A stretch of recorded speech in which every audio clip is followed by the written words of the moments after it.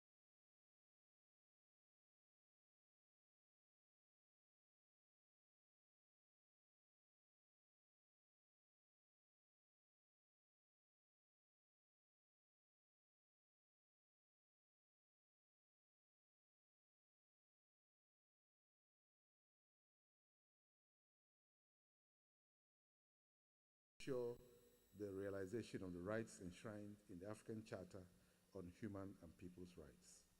We must continue to advocate for the protection of human rights defenders, enhance corporate accountability and economic prosperity, and address the root causes of inequality. Together, we can build a continent where human rights are not just an aspiration, but a lived reality for all. I thank you.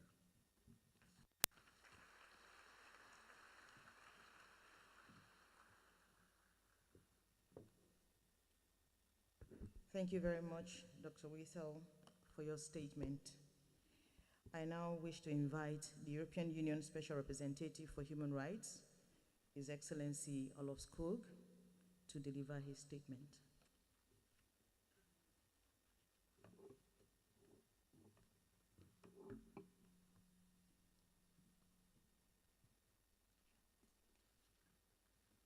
Thank you very much, Madam Executive Secretary. Honorable Minister, Attorney General of the Gambia, Chairperson of the African Commission on Human Rights and People's Rights, Honorable Remy Nwai Lumbu, esteemed Commissioners, Madam Executive Secretary, Excellencies, ladies and gentlemen, all protocols observed. It is really a tremendous privilege for me to be able to attend this session in person. In the first days of January 2017, I happened to be the president of the United Nations Security Council over in New York. Here in the Gambia, elections had been held and the rightfully elected president was blocked from acceding. Together, the African countries on the Council worked with us, the Europeans, to have the Security Council back up the new legitimate president. With hard work and persuasion, we achieved full backing from the other members on the Security Council, and I was able personally to call President Barrow, still in exile, to congratulate him and to give him the full support of the United Nations Security Council at the time.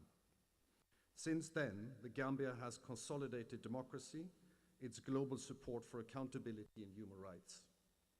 Hosting the African Commission on Human and People's Rights is a testimony to this commitment. Regretfully, the Security Council is no longer united on such issues, so on democracy and human rights. So, the need for Europe and for Africa to work together to defend democracy and human rights is all the more important, and that is partly why I wanted to be here today. Both the African Union and the European Union were founded to foster peace and prosperity for our people. Human rights is at the core of that objective. It should be the compass by which we navigate our national policies and global engagements. Effective upholding of human rights starts with inclusion, without acceptance and without discrimination. For that exact reason, the convening of your ordinary session is of utmost importance, as it brings together representatives of governments, civil society, national human rights institutions, and experts. Today, we find ourselves, unfortunately, in a very difficult time when it comes to human rights. Crises are piling up, economic, health, climate, or conflict related. And we need a collective effort to mitigate and resolve them. And almost every crisis has underlying roots in the denial of human rights. We share the concern just raised from this podium this morning on the situation in Sudan. We deplore the loss of lives and the violations of international law, including international human rights law and international humanitarian law, wherever it occurs, in all situations and under all circumstances. It makes no difference whether it happens in Sudan, DRC, Ukraine, Israel, Gaza, Lebanon, Myanmar, or in any other conflict-affected corner of the world where the civilians pay the ultimate price. We are steadfast in our support for peace and an international order based on respect for established norms and legal obligations, and we see the African Union as an indispensable partner and ally in defending these universal principles. And that should include stronger efforts towards accountability. Conflicts lead to severe human rights violations, but let us not forget that it's usually the violations of human rights that lead to conflict in the first place. In these difficult times, we need more than ever to stick together and build strong partnerships in order to protect the fundamental and universal rights of our people, nationally, regionally, and globally. We have started preparations for the 20th edition of the EU-AU Human Rights Dialogue, which is due to be held in Brussels next spring. This annual dialogue is a concrete demonstration of the seriousness of our mutual commitment to the common cause of promoting and protecting human rights. Participation of this Commission is deemed of key importance to the success of that dialogue. The work you do in supporting the African Union and its member states and your role within the African Charter of Human Rights, Human and People's Rights is a clear and very concrete manifestation of that commitment. I plea with member states and parties to the African Union to make the full use of this incredibly strong and potential human rights architecture that the Commission represents. I want to be clear, economic, social, and cultural rights go hand in hand with political and civic rights. We are partners on all of them, and we need to relate to a broadening of this agenda. I just came from an interesting conference on climate change and human rights, and like the right to development, it is a highly relevant topic also here in Africa. We have intensified our work on business and human rights. We share the ambition to ensure that the private sector applies human rights and sustainable practices in their supply chains. Last week, I had the honor to participate in the third African Business and Human Rights Forum, together with Commissioner Lita Musuyimi-Ogana, who was here. I informed the forum that the EU is readying itself to support the development of a new Pan-African regional responsible business conduct and business and human rights program as of 2025. The new African regional program will seek to complement the several projects already supported by the European Union and implemented in many African countries. We will also explore the possibility to support the African Union with the implementation of the AU business and human rights policy. The acceleration of the African Continental Free Trade Area is bound to have an impact on the human rights of all populations in the continent, and we firmly support that, and we are committed to helping ensure that human rights will not be forgotten, but actually at the center. Another important element of our dialogue is the contact with civil society in a spirit of mutual trust and transparency. This includes accreditation to human rights organs for organizations representing persons in vulnerable positions. Hence, we support the ACHPR in providing a central role to civil society, and also for your openness to cooperate closely with national human rights institutions and other human rights organs working on the continent. We need to step up our support and do more to include and empower them, as they are the bridges between the governments and the people. The European Union's relationship with Africa is one of strategic partnership, with shared interest as well as geographical proximity. We cannot let our guards down. Holding each other's feet to the fire in order to live up to universal commitments and to avoid backsliding is what partners do. We would continue to raise issues of mutual concern, including with regard to growing intolerance, racism, restrictive legislation against minorities, ethnic, religious, or for sexual orientation. We will continue to advocate against the death penalty and against discriminatory laws, including on female genital mutilation. But the main takeaway needs to be a positive and optimistic one. We have made huge advances together to advance dignity and rights of our people and leaving no one behind. Let's step up on that momentum and through an ever closer collaboration bilaterally and on the world stage as we strive to reach the Sustainable Development Goals, the Agenda 2063, and to fulfill the Pact of the Future. Thank you again for the honor of participating in your opening session today, and on behalf of the European Union, I wish you all the best for your deliberations in this 81st ordinary session of the African Commission on Human and People's Rights. Thank you very much.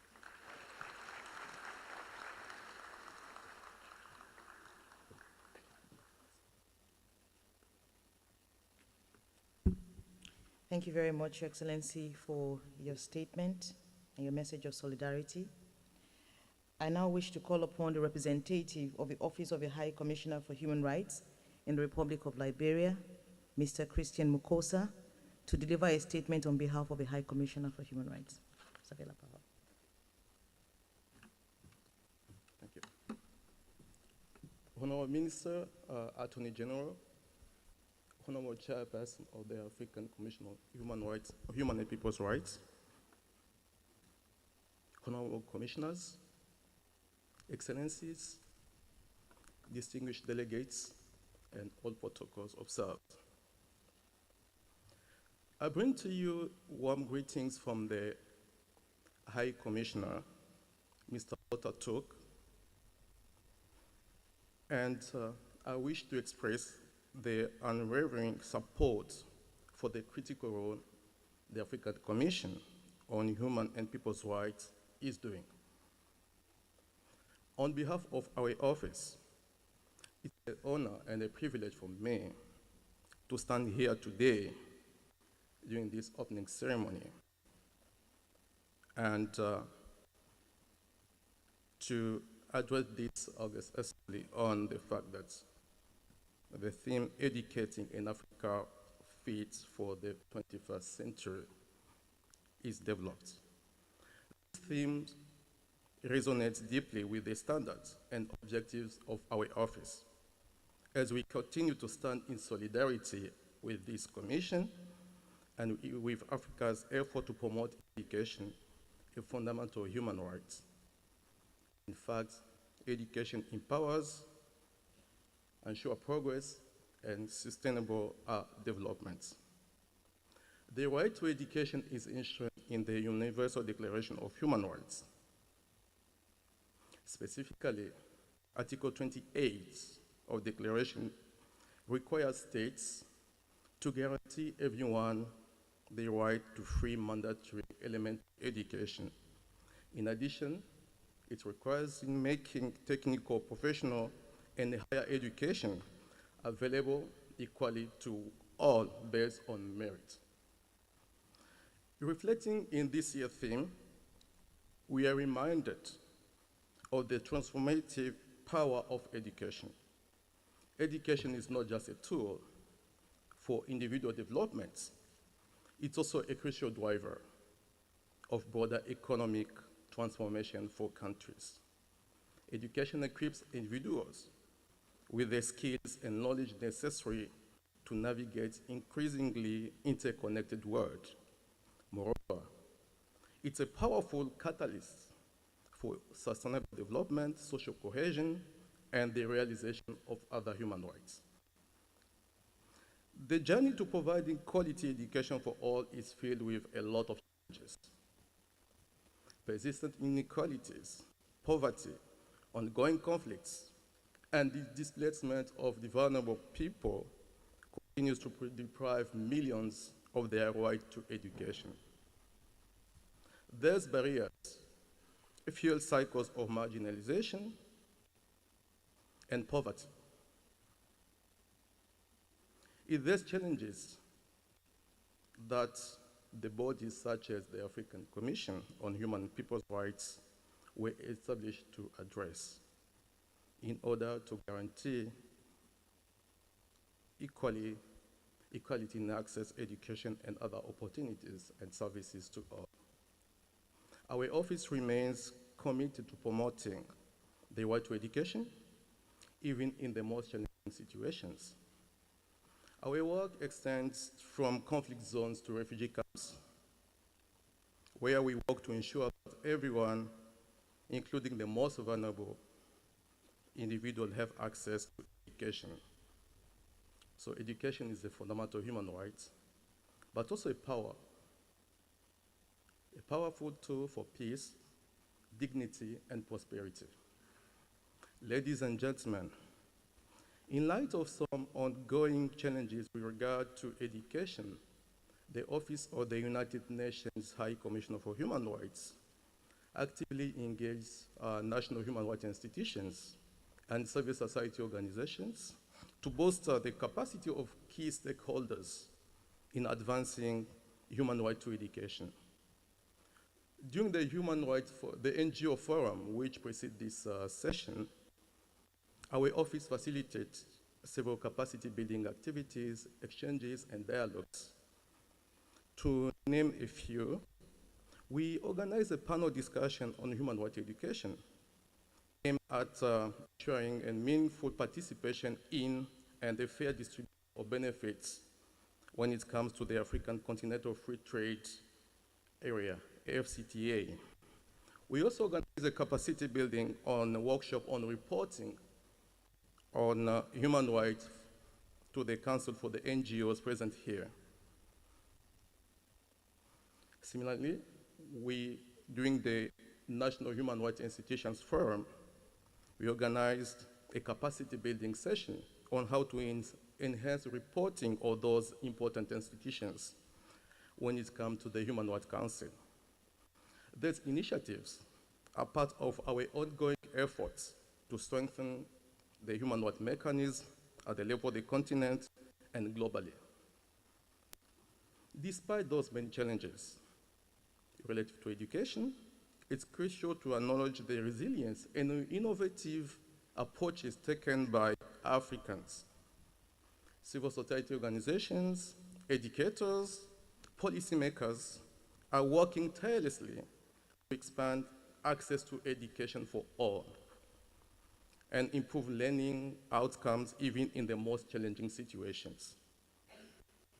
The digital divide remains a significant obstacle to education in many of African countries, limiting the full potential of the continent to ensure inclusive and quality education for all. In this context, Agendas 2030 and 2063 provides essential frameworks to help accelerate progress towards bridging these gaps. Honorable Chairperson, distinguished delegates, the connection between this year's theme and last year's theme on accelerating the implementation of the AFCTA is clear. Both emphasize on Africa's socio-economic development and competitiveness in the global economy. And to fulfill this, Africa requires and meet the demand of the 21st century economy. Africa requires a skilled workforce, which can be get without good education for all. And this should be problem solving, advocate for entrepreneurship, adaptability to technologies, and other advancements. In this context, migration and conflicts hinder education and to provide education to all. Education also serves to help people in those situations to support the shocks and children to cope with trauma. For migrants and refugees, education serves as a gateway to social inclusion, equipping them with the language skills, cultural understanding, and qualification necessary for integration and employment. As we engage in this discussion, in the context of this 81st session of the Commission's work, I wish to highlight the presentation that the United Nations Working Group on Involuntary Disappearance is scheduled to organize on the 23rd of October. The working group will present its findings following its visit to the Judicial and Human Rights Mechanism of the African Union and other sub-regional bodies. The report offers an important insight and recommendations for enhancing accountability and human rights protection across the continent. In addition, the Office of the High Commissioner for Human Rights is organizing key side events in the margins of this session. We are organizing a colloquium between our office and this commission on realizing economical, social, and cultural rights in Africa, with a particular focus on the right to education. We are also launching the platform of independent experts on refugee rights which we explore with the pressing issues of education in the context of refugees and migrants. These events and many others aim to stimulate dialogue and foster collaboration on some of Africa's most pressing issues and rights challenges. Our office is committed to strengthen cooperation in those areas. In conclusion, Chairperson, Commissioners, Excellencies, Delegates, I wish to recall that we stand on a critical juncture where education must be prioritized as a fundamental human right and a tool for development. We are collectively responsible for addressing the root causes of inequality, of poverty. We need and we have to promote inclusive and equitable education for all. We are collectively responsible for addressing the root causes, but also responsible to ensure transformative potential of Africa based on education to build a sustainable future for all Africans. As we embark in this discussion, in the context of this session, I urge us all to reaffirm our commitment to education as a catalytic to sustainable development and peace on the continent. Education with the power to change things, to change lives, to build resilient societies, and unlock the full potential of Africans. Together, we can create a future where every African is empowered to contribute meaningfully to the full development of this continent. And I acknowledge the significant work that lies ahead during the various discussions, the session itself, but also the various panels and other dialogues.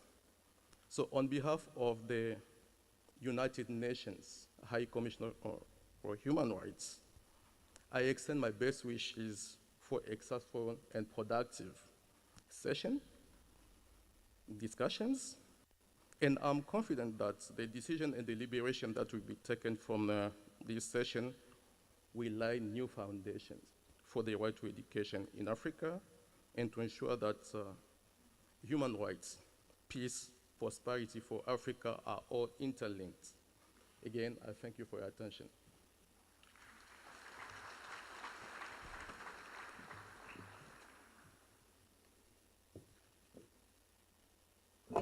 Thank you very much, Mr. Mukosa, for your statement and for addressing, among other things, the AU theme of the year for 2025, which would feature very prominently during the conversations that will take place in the next coming days.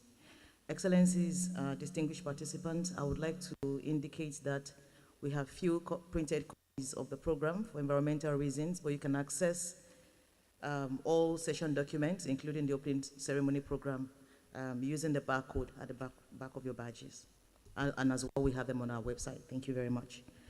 I would now like to invite the Chairperson, Committee on Justice and Human Rights of the Pan-African Parliament, Honorable Jean-Marie Nibiru-Antije, to deliver his statement. You have the floor, sir.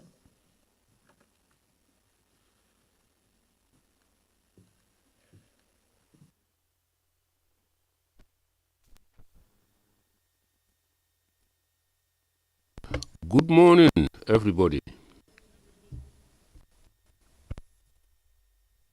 Well, you should happy. You know, we are in a country where there is peace, and this peace has allowed all of us to be here today. Your Excellency, the Honorable Minister, Attorney General of the Republic of the Gambia, the representative of Musa Faki, Honorable Lemingoi Lumbu of the African Commission of Human and People's Rights, as well as your team.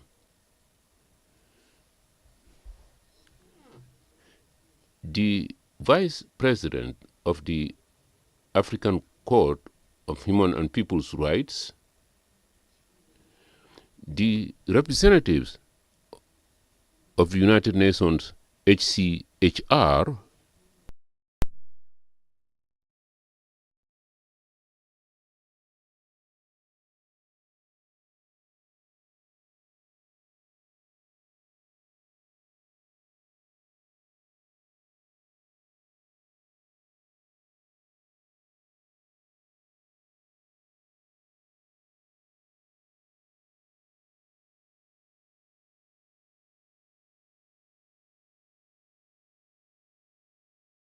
you to prepare this statement, to deliver this statement on behalf of His Excellency, the President of the Pan-African Parliament. I would like to express the greetings of Nisambira and his team, and we would like to sincerely congratulate the African Commission on Human and People's Rights for the convening of this 84th ordinary session. Over the years, the Commission has played a crucial role in the promotion of human rights in the continent. During its career, the Commission has accumulated wealth of know-how, research on various issues relating to human rights.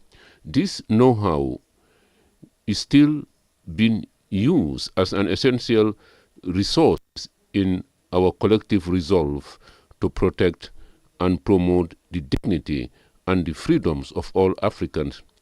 The 81st ordinary session of the Commission on Human and People's Rights is important for several reasons. The agenda places particular emphasis on the situation of human rights in Africa, the commemoration of the African Human Rights Day, and ECOSOC rights in Africa directly deals with the problems that the continent is confronted with.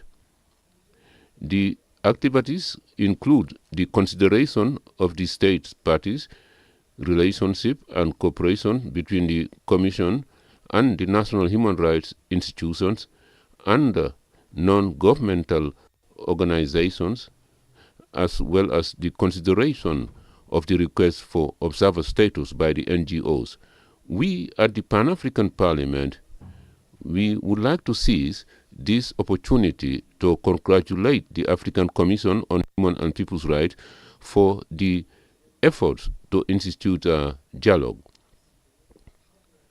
roundtables, and the consideration of the communications, reports, and other documents. These activities underscore the depth of the commitment of the Commission, but also its sustained commitment by overcoming the challenges of human rights in Africa.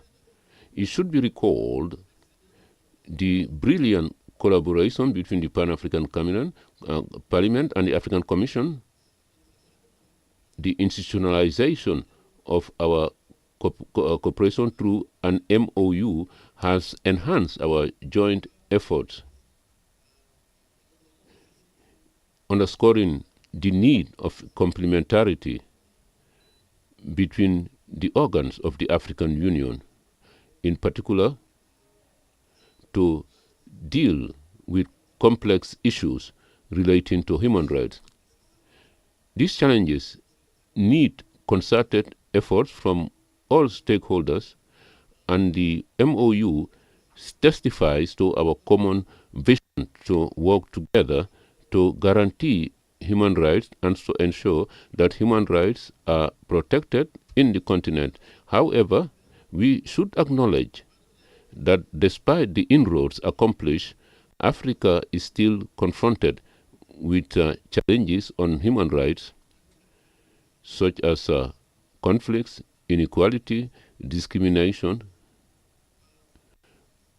and all these challenges persist. To overcome these challenges, it is crucial that the African Commission on Human and People's Rights and the Pan-African Parliament and the other partners to continue to work in synergy by enhancing our capacity to respond to these challenges and to ensure that human rights is at the front burner of our agenda.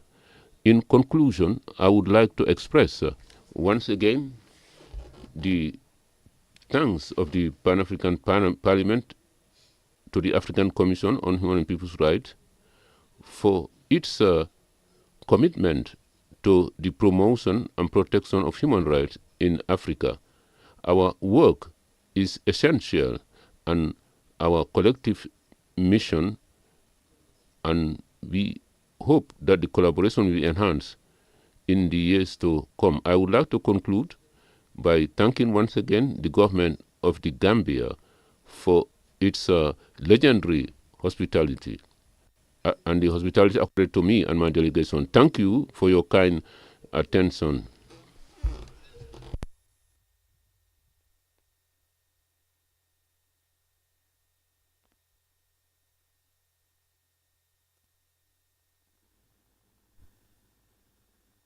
Honorable Nibiratije, thank you very much.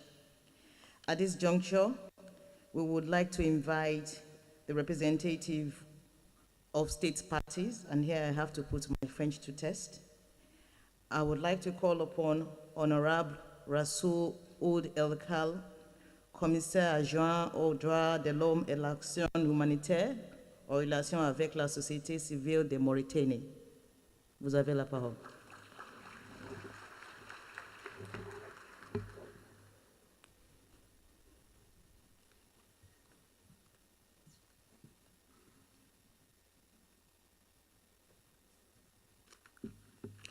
Merci Madame la Secrétaire exécutive. Excellences, Monsieur le Procureur général et ministre de la Justice de la République de Gambie, Excellences, Monsieur le représentant du Président de la Commission de l'Union africaine, Commission, Honorable Chairperson of the African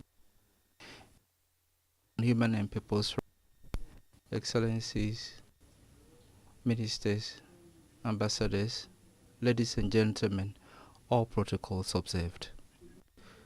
It's a great honor and privilege for me to take the floor on behalf of the delegation of state parties present here at the 81st Ordinary Session, together with other important personalities on the occasion of the 81st Ordinary Session of the African Commission on Human and People's Rights. At the outset, I would like to thank the government of the Sister Republic of Gambia, the smiling coast of Africa, for the kind hospitality as well as the unswerving support and facilities granted to state parties to ensure their effective participations in the various sessions of the Commission. I would also like to commend the chairperson of the Commission and the commissioners for their efforts in promoting and protecting human rights on our continent. Despite the myriad of challenges facing the Commission, the Honorable Commissioners continue to relentlessly discharge their noble mission with success. On behalf of my colleagues, I wish to warmly congratulate them and encourage them to forge ahead. My gratitude also goes to the unsung heroes, namely the members of the Secretariat, who work very hard and without whose efforts the perfect organization would not be possible. Ladies and gentlemen, the convening of this session affirms our common commitment to the values of the Charter and attests to our determination to promote and protect human rights on our continent. Each session provides us a unique opportunity to advance our discussions and assess the progress made and renew our commitment to a future where the dignity, freedom and justice would prevail for each African. Now, before I close my remarks, I wish you success in our deliberations, and I thank you.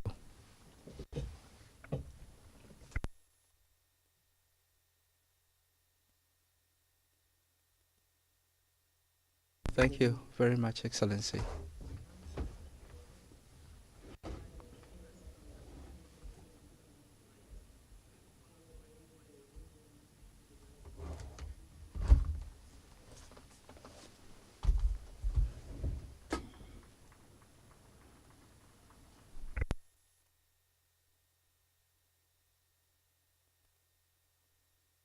Oh, thank you very much, Madam Abiola. Excellency, Attorney General and Minister of Justice of the Republic of the Gambia, Mr. Dauda Jallo, Ms. Patience Chiraza, representing His Excellency Musa Faki Mahamat, the Chairperson of the African Union Commission, and Honorable Judge Modibo Sako, the Vice Chair of the African Court on Human and People Rights, who is not here, but I would like to also acknowledge him as he is participating virtually. I also acknowledge the presence of Jean-Marie Intiberarinje, representing Chief Sharambira, President of the Pan-African Parliament, as well as express my gratitude to Christian Mokosa, who delivered a speech on behalf of Volker Turk, High Commissioner for Human Rights. I would also like to acknowledge His Excellency Olaf Skog, Special Representative of the European Union for Human Rights, who visited, who granted me the honor of receiving me in Brussels. I also wish to acknowledge the presence of the Vice Chairperson of the President of the African Court of Human and People's Rights, Salinjai, and my colleagues, commissioners are present in this. And I also want to acknowledge Joseph Whittle, the Chair of the National Network of African Human Institutions, with whom I worked at the Commission, as well as Ms. Ann Foster, a long time friend. And it's a renewed pleasure and a great privilege for me to address this august body on behalf of all my colleagues, the commissioners, members of the African Commission on Human and People's Rights. Permit me at the outset to express my deep gratitude to the President of the Republic of Gambia, His Excellency Adama Barrow, and all the members of his government for their continuous effort in hosting our ordinary and sometimes extraordinary sessions, and for their unswerving support for the successful organization of our activities in Banjul. Excellency Minister of Justice, may you accept the deep gratitude of all the commissioners for all the measures put in place, as well as the means made available for the Republic of Gambia, not only in terms of the usual hospitality accorded us, but also the opportunity given to us to contribute to advance the human rights agenda on the African continent and in the world. I also wish to welcome and express my deep gratitude to all the dignitaries and participants who accepted our invitation despite their busy schedule.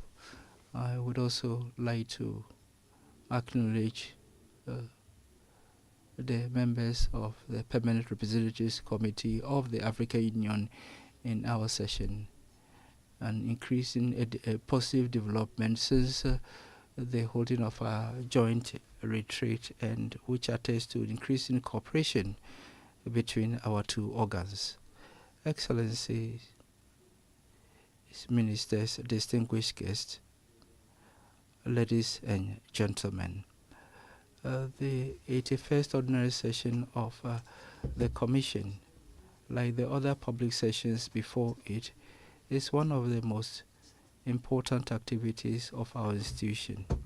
It is a unique and privileged moment to meet together, to exchange and to take stock of an important point, namely the human rights situation on our dear continent, as well as the emerging issues emerged that are of concern, and as well as identify best practices which could be replicated in other parts of the continent.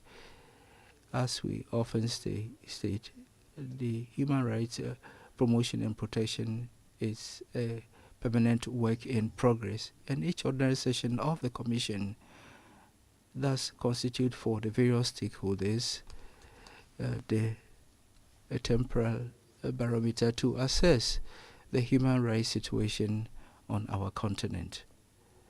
The Forum of Representatives of Human Rights Institutions, National Human Rights Institutions, and the civil society actors have already assessed the situation prior to this session. The representatives of state parties also met for the first time within the framework of a pre-session forum of state on 15th and 16th October to dialogue with the African Commission, and I would like to thank them for that, and I shall come back to that at the end of my statement. We have some areas of concern, as usual, which we highlight so that Africa can listen to the voice of the African Commission on Human and People's Rights. And this relates to security issues, which is very worrying, especially in Mali, Burkina Faso, Niger, Nigeria, in the north of Ghana, Togo, Benin, Sudan, Central African Republic, Ethiopia, Libya, the Democratic Republic of Congo, Somalia, Cameroon. These countries have been blighted by terrorist attacks or internal crisis and conflict, and even sometimes attacks by neighboring countries. The human rights situation in the Oromia and Amhara regions of Ethiopia remain critical, very critical, despite the efforts to stabilize the country and to reduce ethnic tensions and promote national reconciliation since the signing of the peace agreement in 2022. The Commission deplores the multiple human rights violations and consequences of armed conflict, including the enormous loss of lives as a result of these conflicts, the massive displacement of populations inside and outside the borders, the looting and destruction of public and private property. The Commission is really concerned about the increase in irregular migration on the continent and the growing number of migrants who have died or disappeared this year on the Atlantic migration route to the Canary Islands in Spain. It calls on state parties to intensify their efforts to combat this tragedy that is only bereaving our continent. With regard to the enjoyment of social and economic rights, in particular, the right to education, which is fundamental right that determines the exercise of other rights, the African and international community is challenged on the closure of several schools in Burkina Faso and Niger. In particular, the Commission, however, is outraged by repeated attacks against certain individuals on the basis of their sexual orientation and real or supposed gender identity, including growing homophobia against members of the LGBTI community, and expresses concern about the situation in recent months in Côte d'Ivoire, where petitions and campaigns called Zero Ubi in Côte d'Ivoire is rife. The engagement of civil society and the reduction of civil space remains an issue of concern on our continent. Human rights defenders are all here without exception, and journalists also face persistent threats in some countries. The Commission noted the restriction of the right to freedom of expression, association, and assembly in many countries. The authorities have resorted to excessive use of force to suppress the protest, and even sometimes resulting in deaths and mass arrest of citizens demonstrating. And so I would like to highlight that in Kenya, more than 300 protesters have been arrested during recent demonstrations against a tax bill. Environmentalists have also been murdered in South Africa and others imprisoned in the Democratic Republic of Congo, Tanzania, and Uganda. In the DRC, human rights defenders who are against the lifting of the moratorium on the death penalty are under increased repression by the Congolese authorities. In Tunisia, the arrest and detention of migrant rights defenders and defamation campaign against them is a major challenge to the African Commission on Human and People's Rights. Restrictions on the use of internet further jeopardize the right to freedom of expression in many countries of Africa. The Commission is also concerned about threats and acts of reprisal against dissident voices, especially those expressing themselves on subjects that have become taboo, such as the prolonged duration of transitional governments or the adoption of new constitutions to increase presidential mandate of leaders in place. The Commission would like to use this opportunity to invite countries in a period of political transition to meet the deadlines established for the organization of presidential elections.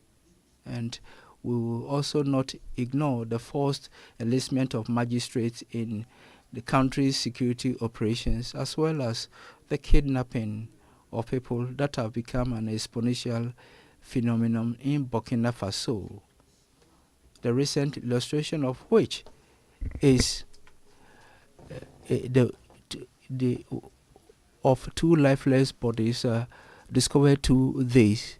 The Commission also notes the low rate of ratification of regional and international human rights instruments during the intercession period, and invites state parties to speed up the process of their ratification, an important step which is a mark of the political will of states to recognize the rights guaranteed therein for their implementation for the good and interest of the population.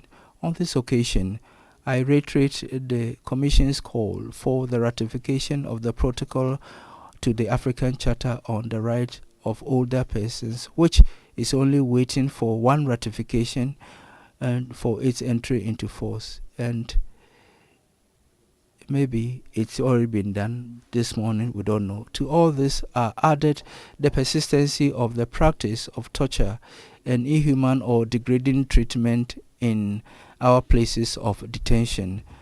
This is still a reality today. prison overcrowding. It continues to be a scourge in many countries, even in countries where we've undertaken advocacy and promotion missions recently. The weakening of the authority of judicial institutions, food insecurity, poverty, unemployment, sexual violence, discrimination based on gender, environmental degradation, climate change, the inequitable exploitation and distribution of natural resources, corruption and its impact on the development of our continent. On this, I want to state that Africa has the right to assert its sovereignty on its national resources, and it has to exercise its authority, and we have to condemn the multinationals who exploit our resources without leaving anything behind. Despite these challenges, several positive human rights developments have marked the continent since our last meeting in May 2024. It is important to highlight some of them because they testify to our ability to move forward despite the many challenges. I am pleased to salute the peaceful and successful presidential elections held in Mauritania, Rwanda, Tunisia. I congratulate the lucky winners and thank the unfortunate candidates who showed true democratic spirit by accepting the results of the polls. I also congratulate the citizens of these countries on this success, which must be deepened and accompanied. I take this opportunity to invite the states that are preparing for elections in the coming months to take the necessary measures to allow free, fair, peaceful, and transparent elections in strict compliance with the African Charter on Democracy, Elections, and Good Governance.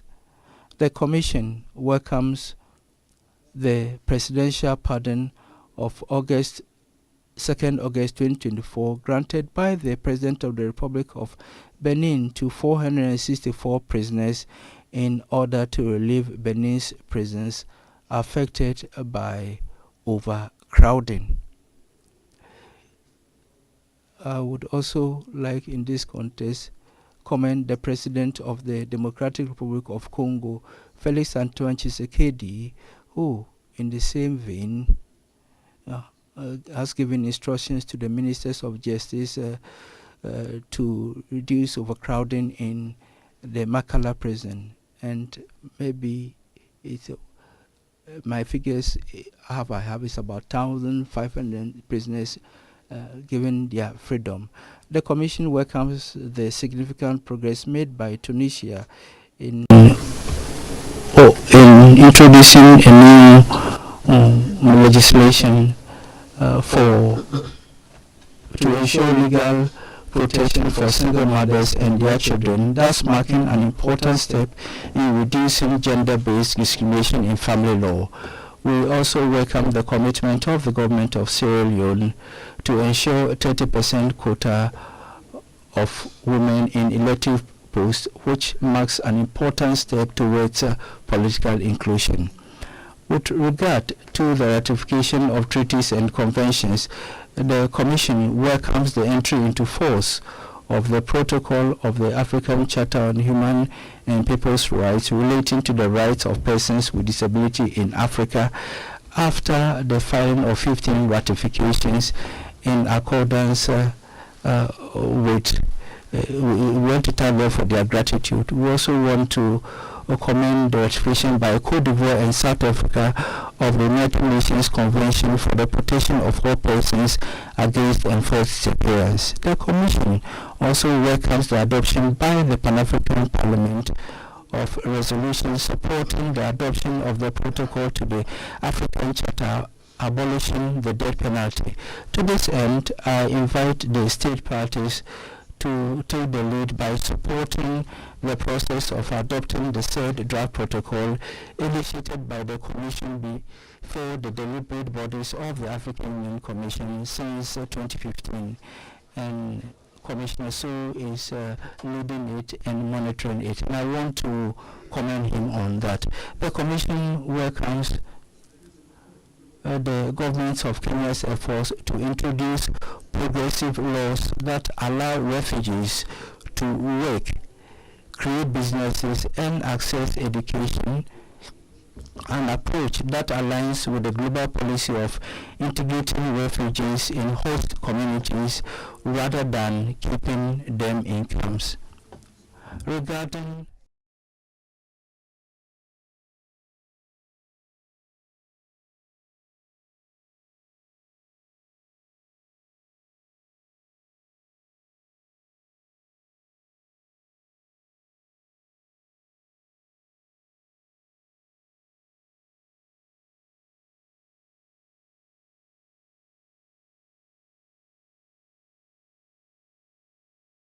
deliberations on 15 July of a bill to repeal the 2015 Women's Act prohibiting female genital mutilation. We would like to commend the government of Gambia for listening to the African Commission, and which shows that they are open to human rights. The Commission also notes the youth empowerment initiatives in some countries through the implementation of policies aligned with the African Youth Charter, with focus on education and vocational training. These developments are positive, and I finally want to commend the 5 countries of the African Union recently elected to serve on the Human Rights Council, namely Benin 181 votes, Gambia with 181 votes, Kenya with the same number of votes, the Democratic Republic of Congo with 172 votes, and Ethiopia with 171 votes. So I note and also welcome the fact that it's Africa which chairs the Human Rights Council since January 2024, and I would like to commend the government of the Kingdom of Morocco, which chairs this institution in 2024. 2024, the African Union Commission on Human and People's Rights is trying a new route. The traditional and unavoidable forum of NGOs was held at the beginning with strong mobilization and indefatigable commitment of NGOs and civil society groups, whom I would like to commend. The forum of NDHI was also success, and we participated as Commission. The novelty this year is the first edition of the Forum of States, with the participation of about 25 states under the leadership of the chair of the PRC subcommittee on human rights, democracy, and governance. With these 3 pillars, the African Commission on Human and People's Rights is honored to have put in place, and this complete institutional architecture whose model doesn't exist anywhere. Now we need to work, and we need to work to protect this architecture from the forces of destabilization. As I want to say, there are so many of them, and now we need to work to protect it from destabilizing forces who are lurking in the background to attack. Africa is a personal conviction, but I know it's shared by all. Would be better if we have a strong civil society. States are strong, and Africa will be stronger if we have a stronger civil society. So I have given this advice everywhere, that all those who have put their hand on civil society, they should remove their hands. And NGOs have been transformed into working for the state, and we have to work to ensure that our NGO forum and will not be transformed tomorrow into a GoFONGO. Africa needs a strong civil society, and in closing, as the African system is threatened by some inertia weakening, and my message to all stakeholders is that we need to stand firm to combat what states call reporting fatigue, and to combat what they call litigation fatigue. And on this, Africa has for the 30 years has only had 40,000 complaints. But are we going to talk of complaints fatigue? We need to combat all these developments, and that's why I want to state that it's a pleasure for the Commission to announce solemnly that complementarity between it and the African Court on Human and People's Rights, which used to be problematic, is now a thing of the past, thanks to the concerted efforts of all the commissioners, and the bureaus of the Commission and the Court have met together to iron out their differences. And once we have the means, then we would have a kind of agreement so that we would work together to ensure complementarity. But I can assure you all that we should not be afraid of this complementarity, because that is where we are going. So in closing, I wish you all a very fruitful session, and I wish that the session will be constructive and crowned with success for the advancement of human rights, governance, and rule of law in Africa. I thank you for your kind attention.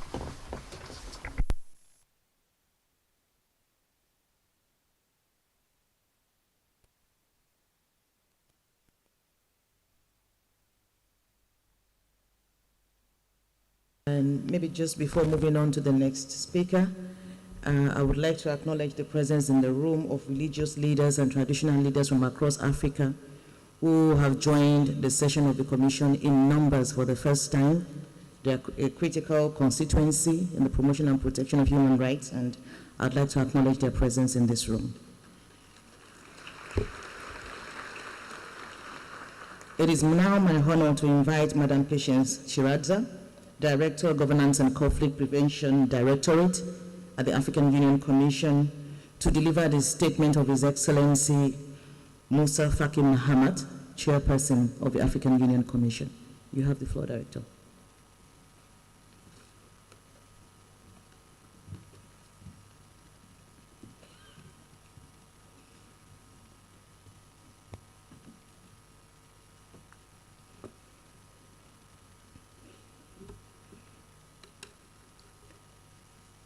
Your Excellency, Honorable Dauda Jallow, Attorney General and Minister of Justice of the Republic of the Gambia, Honorable Remy Ngoyi-Lumbu, Chairperson of the African Commission on Human and People's Rights, Excellencies, members of the Permanent Representatives Committee of the African Union, Excellencies, Ministers of State Parties to the African Charter on Human and People's Rights, the Honorable Chairperson of the Committee on Justice and Human Rights of the Pan-African Parliament, Honorable Vice Chairperson and Commissioners of the African Commission on Human and People's Rights, Excellency Olof Skog, EU Special Representative for Human Rights, Mr. Christian Mukosa, representative of the Office of the High Commissioner for Human Rights in the Republic of Liberia, representing the High Commissioner for Human Rights,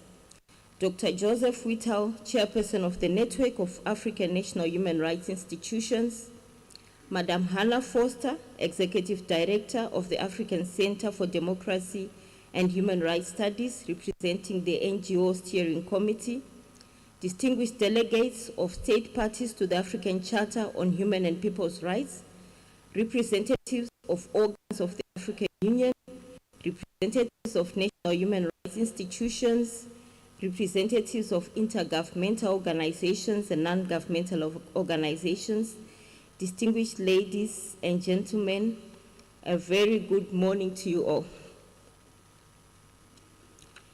It is with great reverence and a profound case of sense of duty that I stand before you at this pivotal 81st Ordinary Session of the African Commission on Human and People's Rights to deliver the statement on behalf of the Chairperson of the African Union Commission, His Excellency Musa Faki Mahamat. And I will read. Today's gathering is not just another moment in the calendar of our Union. It is a testament of our unwavering commitment to the core ideals upon which the African Union was founded: justice, equality, and the inviolable dignity of every African. The African Commission on Human and People's Rights stands as a vital guardian of these ideals. Its mandate, entrusted by our predecessors in the African Charter, is to be the voice of the oppressed, the advocate of the voiceless, and the shield against the forces that threaten the freedom and dignity of our people. This commission has been and continues to be a beacon of hope for millions across our continent who seek a life free from fear, persecution, and injustice. As we open this session, we face the reality of a continent in flux, one where progress and challenges walk hand in hand. In the past year, we have seen inspiring advancements in democratic governance, but we are also confronted with grave setbacks in human rights. From conflicts and displacement to shrinking civil spaces and emerging threats to freedom of expression, our resolve has been tested. Yet our belief in the African dream, a continent where peace, prosperity, and human rights are the birthright of every citizen, remains unshaken. This session of the ACHPR is not just a routine meeting. It is a call to action. The work you do here must address the evolving and complex human rights landscape of Africa. We must strengthen our mechanisms for accountability, deepen our collaboration with civil society, and ensure that human rights are the foundation upon which all other aspects of development and governance rest. Let us use this moment not only to review what has been done, but to reimagine what can be achieved. Our collective will, when galvanized, has the power to change the course of history. And together we must continue the relentless pursuit of a continent where the rights of all people, regardless of status, gender, ethnicity, or belief, are protected, respected, and realized. Excellencies, distinguished delegates, ladies and gentlemen, as we gather here today, we must acknowledge both the achievements and the challenges that lie ahead in the realm of human and people's rights across Africa. The African Union has made significant strides in consolidating peace, promoting good governance, and advancing social justice. However, we must be candid in recognizing that the landscape of human rights in our continent remains fraught with hurdles.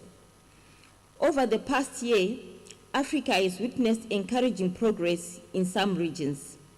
We have seen peaceful transitions of power, greater efforts towards gender equality, and a rise in youth participation in civic and political life. These are victories for us all, for they reflect the aspirations we share in building a more inclusive and democratic Africa. Countries have taken steps to ratify key international human rights instruments, while others have created or strengthened national human rights institutions. Yet these advances coexist with persistent and emerging threats to the dignity and rights of our people. The specters of conflict, terrorism, and violent extremism continue to tear at the fabric of our societies, displacing millions and inflicting unimaginable suffering. In too many parts of our continent, armed groups operate with impunity and civilians bear the brunt of their atrocities. This directly challenges the principles we have sworn to uphold. Moreover, the COVID-19 pandemic, while receding, has left deep social and economic scars. It has exacerbated inequalities, widened the gap between the rich and the poor, and pushed millions into poverty. It is often the most vulnerable, women, children, refugees, and the disabled, who are left behind and their rights and livelihoods undermined. As we work towards recovery, we must ensure that our responses are rooted in human rights principles with a focus on equity and justice. At the same time, the global economic downturn has placed immense strain on the ability of states to provide basic services, exacerbating tensions and in some cases leading to repression and violations of fundamental freedoms. We have seen an alarming rise in restrictions of freedom of expression, assembly, and the press. The very voices that advocate for human rights, transparency, and accountability are being silenced in too many places. The digital age, while opening new avenues for economic growth and social connection, has also presented unique challenges for human rights. Online spaces meant to foster dialogue and innovation are increasingly used to spread hate speech, incite violence, and stifle dissent. Cyber surveillance, privacy violations, and the misuse of technology for political gain have become pressing issues that require our immediate attention. In the midst of these challenges, we must not lose sight of one of the most transformative forces of human rights and sustainable development, which is education. The theme of the African Union for 2024, Educate and Skill Africa for the 21st Century, reminds us of the central role that education plays not only in driving economic growth, but also in safeguarding human dignity. Education is the foundation upon which our culture of human rights is built.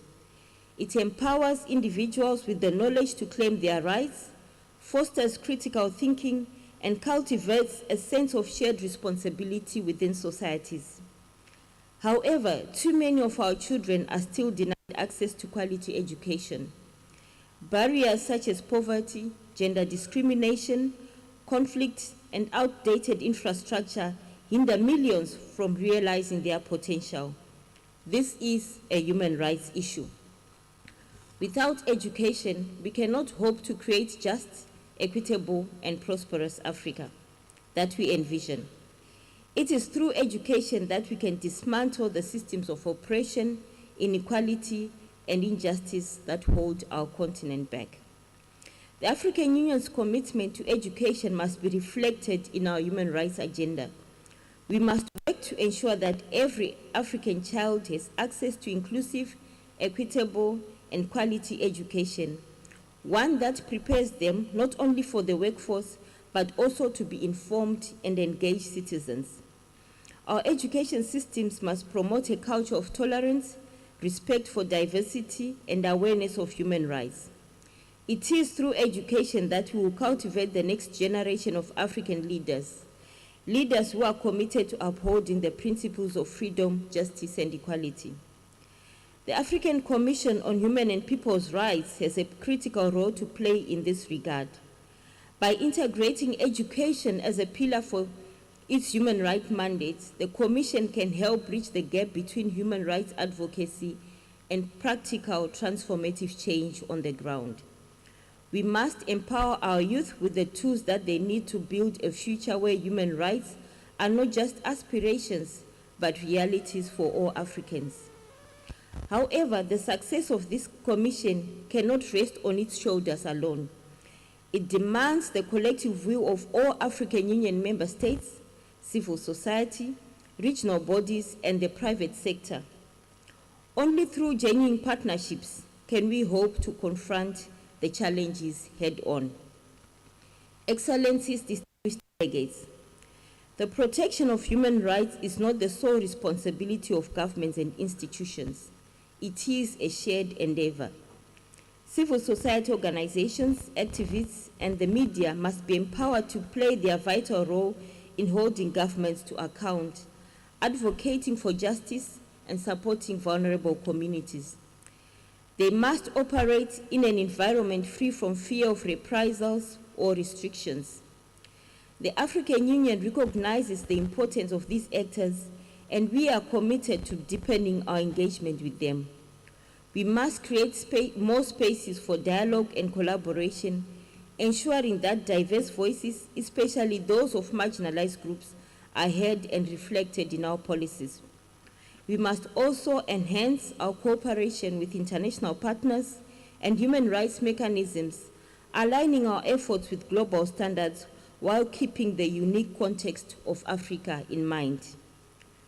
To truly advance the human rights agenda in Africa, we must be bold in our vision and relentless in our pursuit of justice.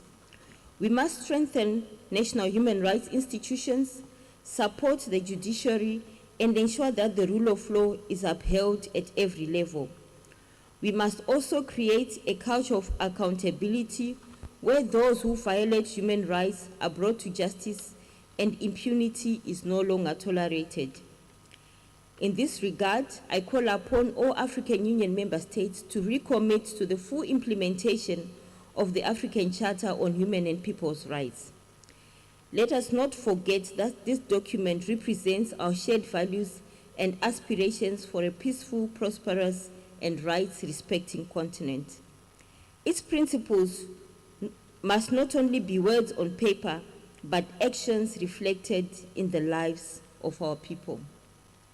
Excellencies, distinguished delegates, as we embark on this session, I am confident that the discussions, resolutions, and actions that will emerge from this forum will bring us one step closer to the Africa we all strive for, a continent united in its commitment to human dignity and justice.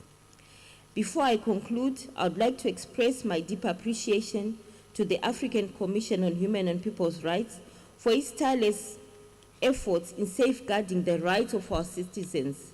Your work is invaluable, and your dedication is a testament to the values we hold dear as a continent. I also extend my gratitude to all our partners, both within Africa and internationally, who continue to support our collective mission for a just and equitable society. Finally, let us live here today with a renewed sense of purpose. The road ahead may be long and fraught with challenges, but together we are stronger. Together we can overcome the obstacles that stand in our way. Together we can build a future where human rights are not just words, but lived realities for every African, regardless of their background, gender, or circumstances. Let us continue with this important work with courage, unity, and hope. The future of Africa depends on it. I thank you for your kind attention.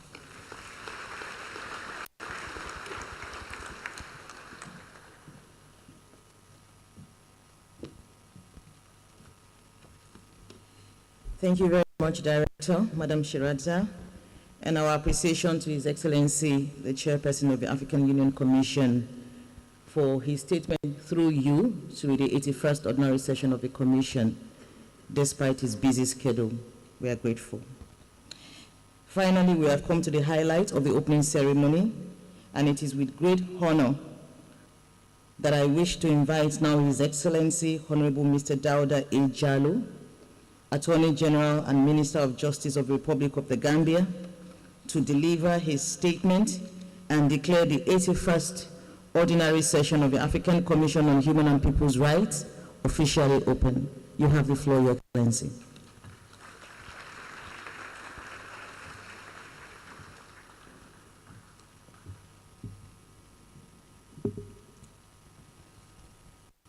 It means a lot, or a great deal, to those who are oppressed to know that they are not alone. Never let anyone tell you what you are doing is insignificant.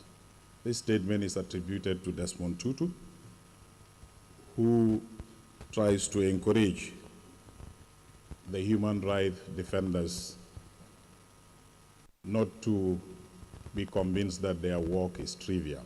What you do is important. And those who are oppressed, like he said, your work means a great deal to them.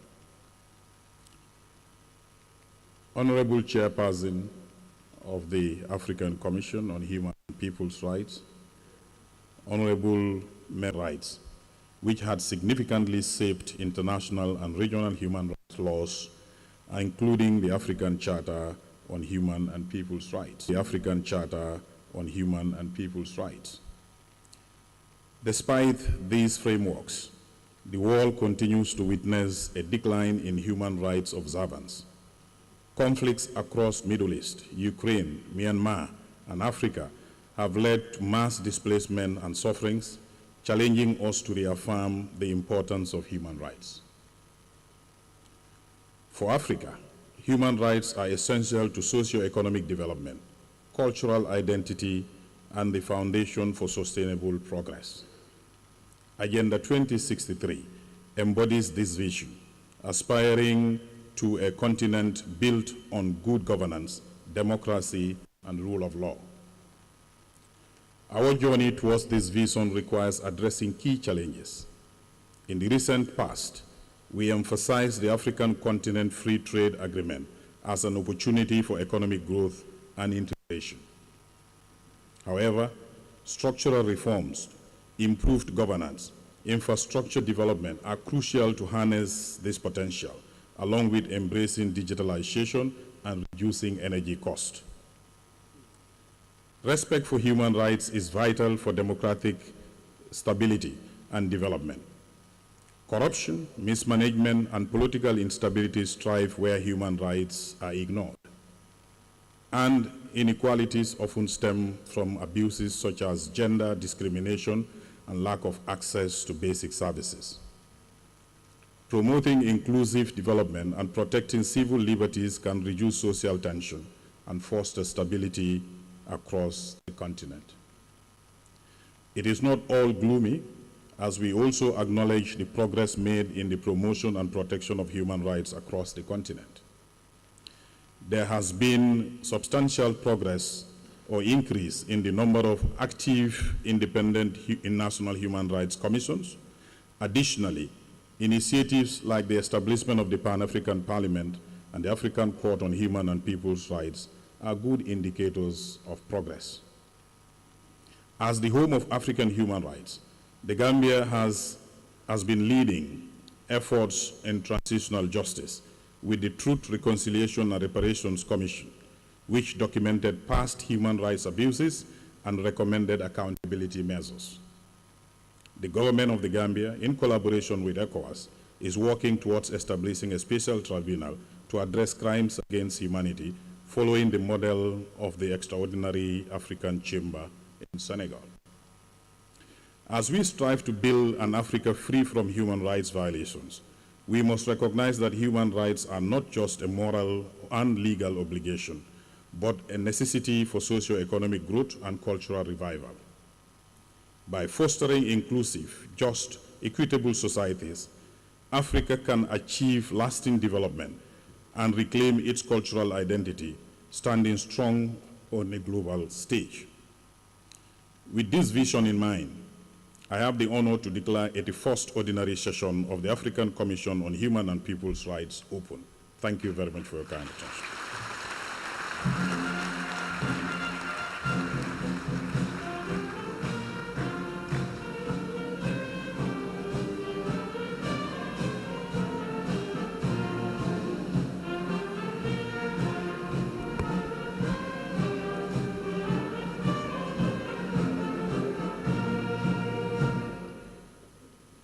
Thank you very much. Thank you so much, Your Excellency.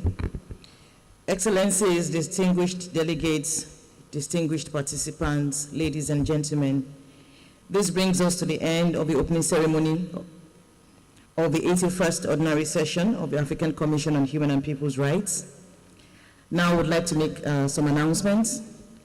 Members of the high table will leave the hall to take a family photo at a designated spot. The head of protocol will lead you to the spot, after which all dignitaries, delegates, and participants will observe tea and coffee break for 30 minutes.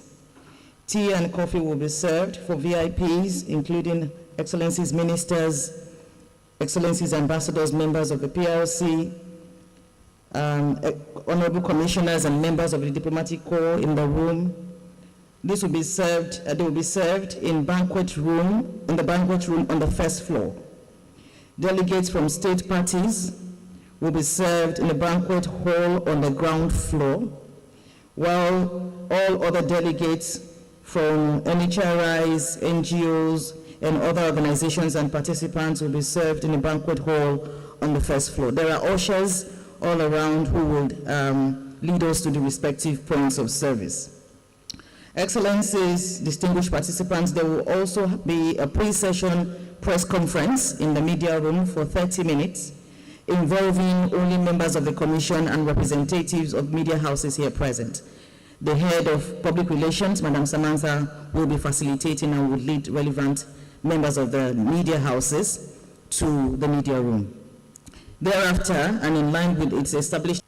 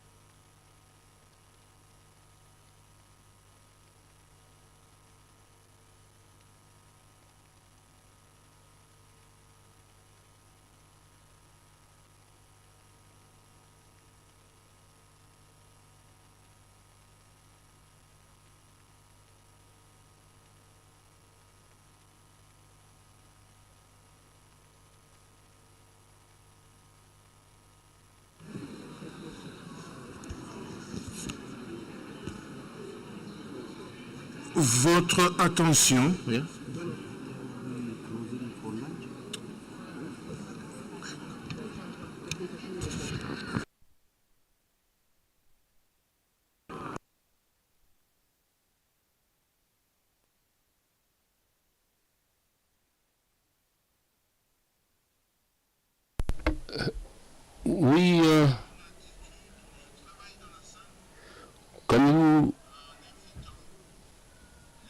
We would like to call upon honorable commissioners to kindly take their places, as well as participants.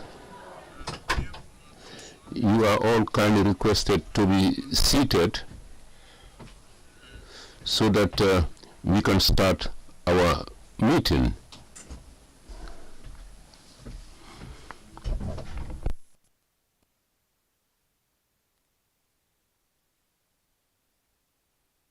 Thank you. The 84th ordinary session of the African Commission on Human and People's Rights would now open its deliberations, and we would like to welcome you. We would like to welcome you. And after the private session, and after having adopted the agenda, the Commission would now start its work by listening to declarations on human rights situation in Africa. The Forum of State Parties.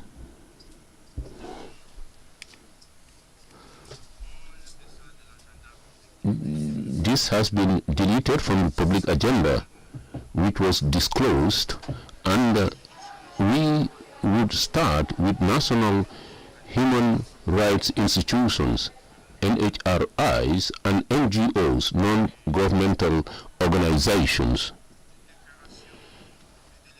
Statements by state delegates, as we normally do, are scheduled for 7 minutes.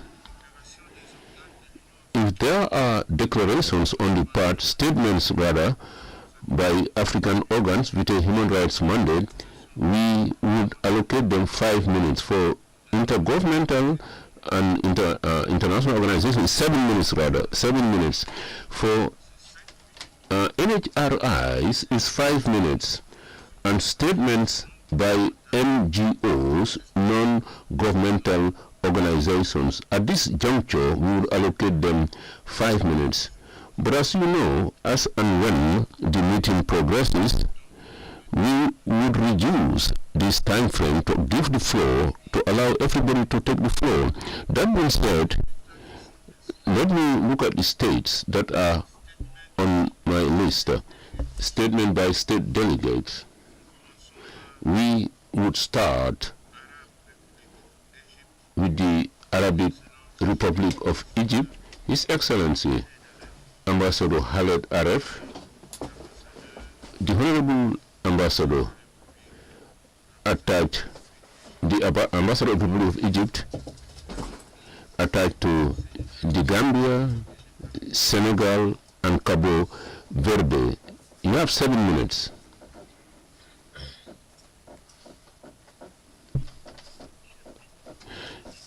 Dear Chairperson, Romingo Mungo,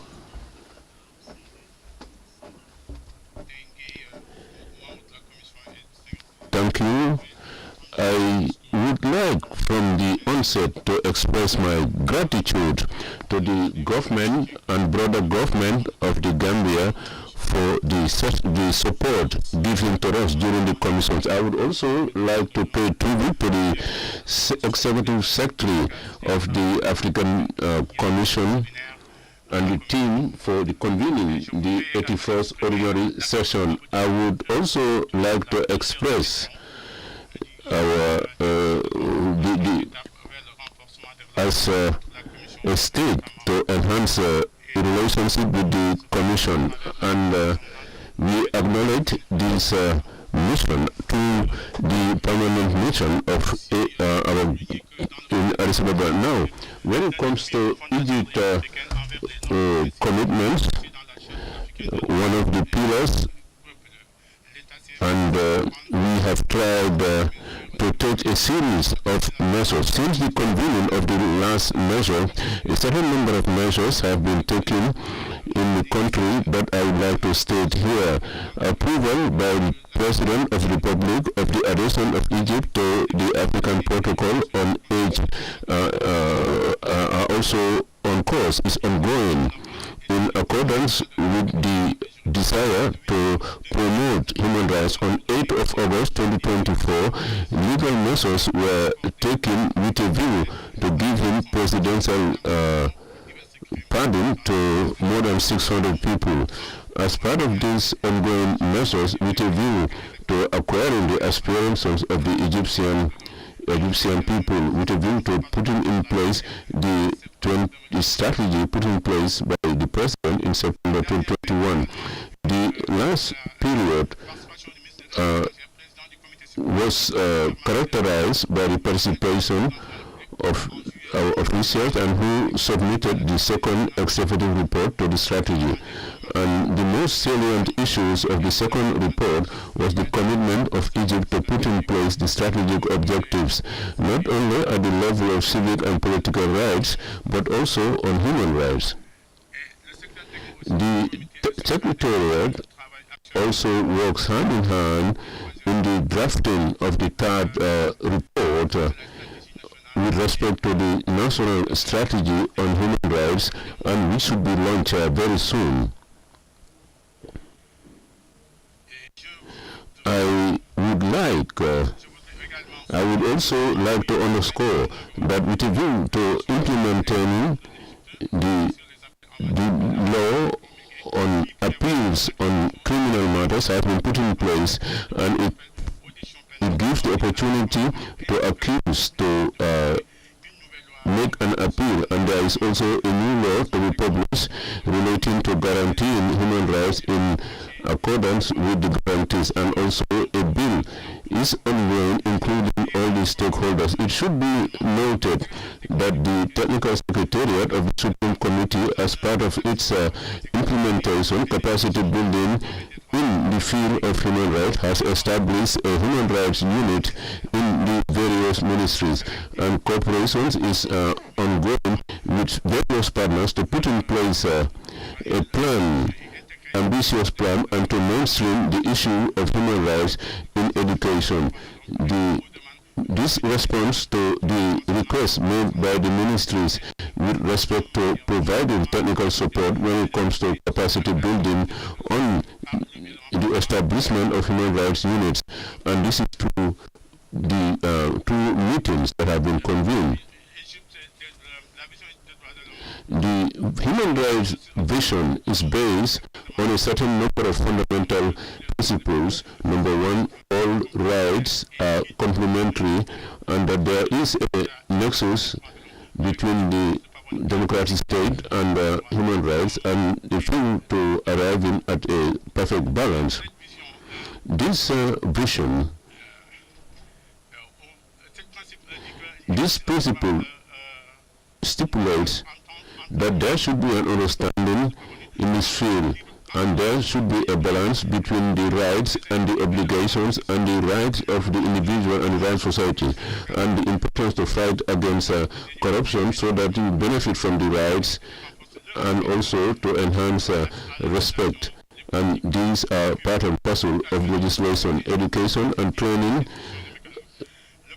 The process is considered as a cumulative and continuous process, and here no country has attained perfection. Consequently, we work on the basis of the national rule to work towards attaining the objectives of the strategy.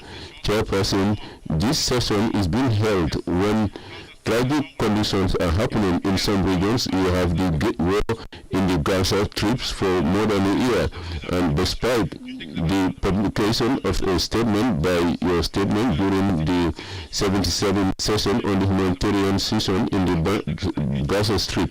Despite that, Gaza Strip is bearing the brunt of violations of international law, as well as the conflict zones in the Middle East are a threat to international security. Egypt is still continuing to deploy efforts to put a stop to the tragedy and also to launch the peace process, and also to ensure that humanitarian aid will arrive.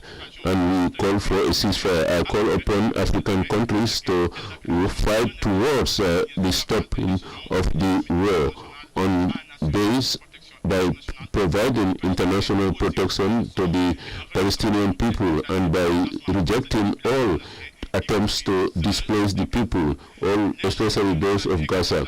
Egypt also cooperates with all the international and regional institutions aiming at put an end to the war in Sudan. We would also like to provide all our support to ensure stability and to facilitate the arrival of humanitarian aid in Sudan. In this regard, Egypt has launched an initiative in July 2020 and has also participated in the Paris conference to support Sudan and the neighboring countries. We have also hosted the conferences on political and civil sectors in 2024 with a view to arriving at a consensus and to ensure peace in Sudan without external interference. We would call upon for the situation to be resolved as soon as possible and to preserve the powers of Sudanese government. Egypt has been confronted by receiving more than 9 million foreigners, regular and irregular, and who have to leave their countries because of wars, climate change. And we cater for the needs, and this is for billions of dollars. Egypt, the support we receive is not in line with this load.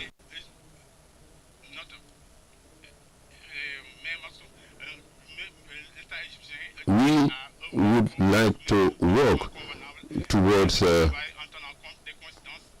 peaceful solution, and we will continue our efforts in various fields by enhancing the social protection and also by supporting the vulnerable groups and those who need care.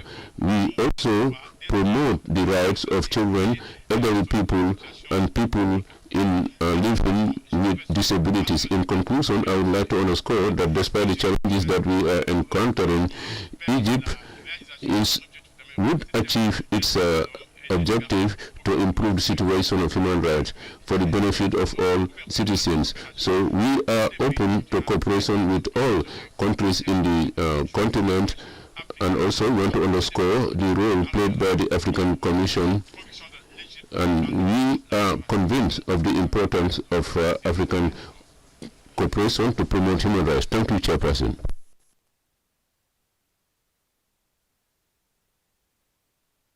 Thank you very much. Well, we forgot to commend the President of Egypt for the pardon granted to more than 600 prisoners. I forgot to acknowledge that in my speech, and I correct that. And also for Algeria. Algeria also had elections which were crowned with success, and we also want to include that in the positive developments that we've had on the continent. And I now call on Ms. Charity Wibabara,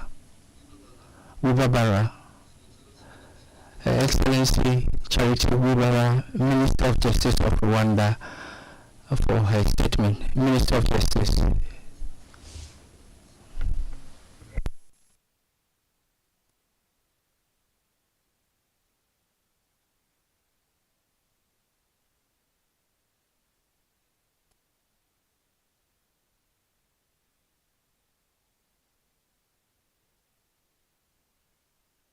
First session that is aimed at promoting and protecting human rights of our citizens on the continent and the globe.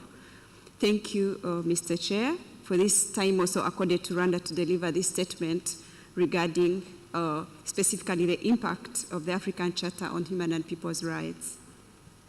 Rwanda fully understands and owns its national obligation to report and highlight the implementation status. And we take this opportunity for convening this session as an opportunity or a time for self-evaluation, but also for the purposes of sharing both successes, challenges with the rest of state parties. Rwanda also wants to reiterate that the African Commission on Human and People's Rights adopted by the, Rwanda wants to reiterate that the observations and recommendations of the African Commission on Human and People's Rights adopted by the African Commission during its session held in 2018 have contributed, in regard to Rwanda, to informing the policy formulation, adoption or revision of our legislation, and other strategies that contribute towards improving the human rights situation in Rwanda. And I think that's something we can applaud for. So the government of Rwanda is therefore pleased to present an overview of Rwanda's combined 14th, 15th, and 16th report on the African Charter on Human and People's Rights, and the combined first and second and third periodic reports on the protocol to the African Charter on Human and People's Rights, on the rights of women in Africa, under Article 62 of the African Charter on Human and People's Rights, which will be shared or will be communicated soon after submission. So, Mr. Chair, Rwanda requested for a statement just to appreciate the continuous efforts to promote the rights of our citizens and our people on the continent.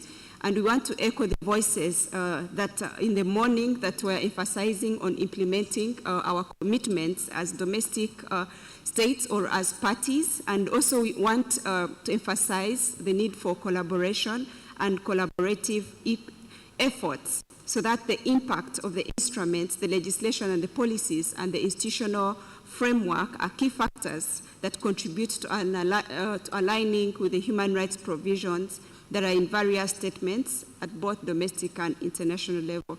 Thank you, Mr. Chair, and specifically for congratulating Rwanda in the morning session for the peaceful elections that we had. Thank you.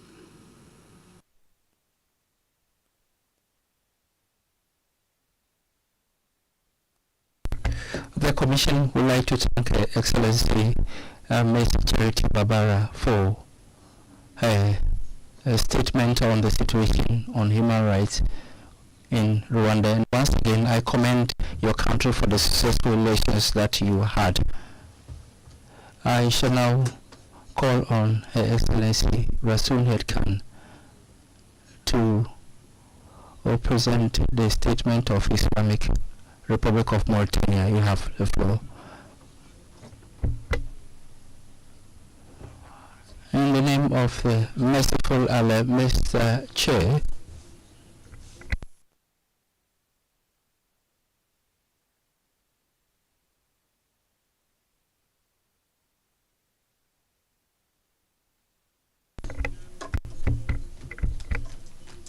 the representative of the International Commission of Human Rights and the members of civil society.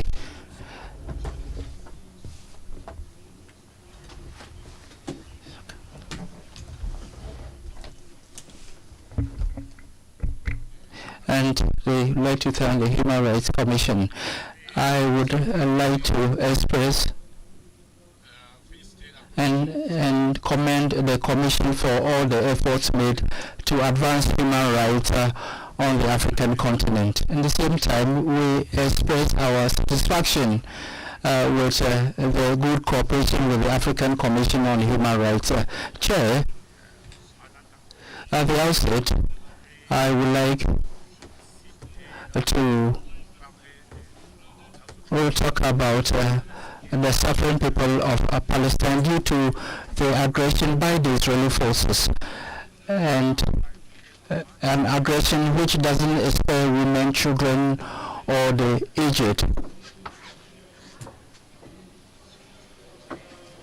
And the people of Palestine, as you are aware, are exposed to atrocities from the Israeli forces.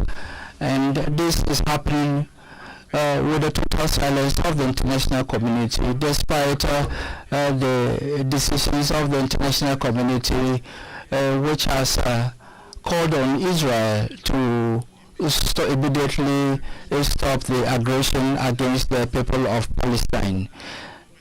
So the government of Mauritania would like to call on the Commission to work towards the immediate cessation of the violence. Mr. Chair, despite the efforts made by the Commission, our continent faces major challenges which require general collective cooperation to deal with all these challenges. And so we need to work together to advance human rights. These challenges include terrorism, violent extremism, and climate change, which threatens the existence of African people.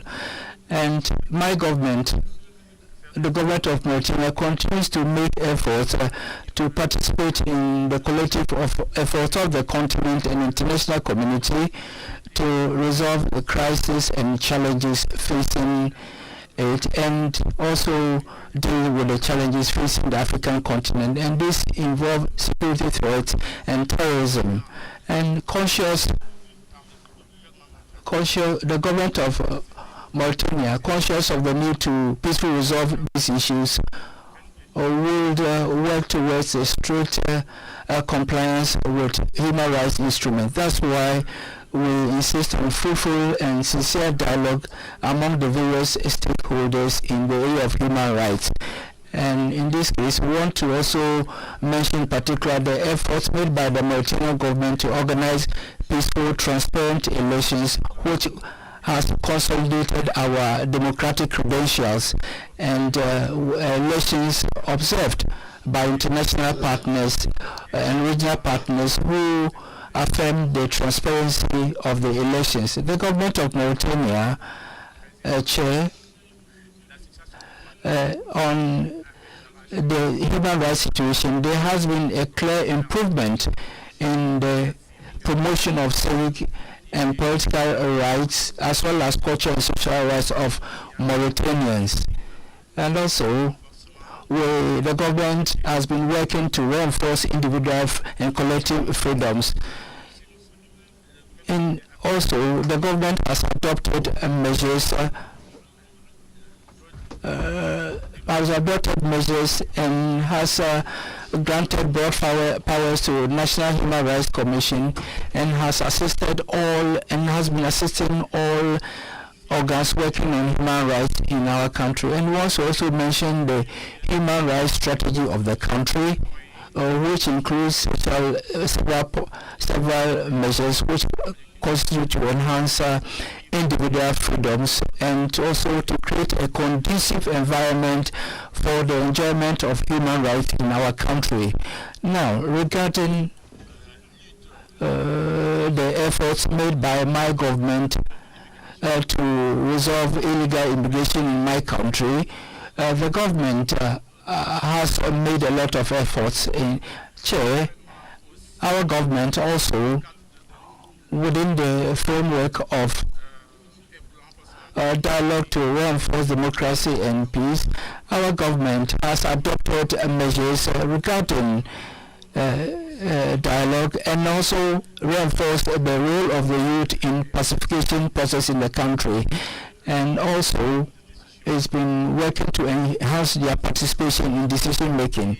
The government has also been working towards vocational training for the youth, and also working to improve vocational education, as well as to reinforce the judiciary in our country. Chair, our country has also scaled up its cooperation with international human rights institutions, and it has been enhancing its efforts with the United Nations group on women, and it has met with they've had discussions with them to improve on the participation of women in political life. My country also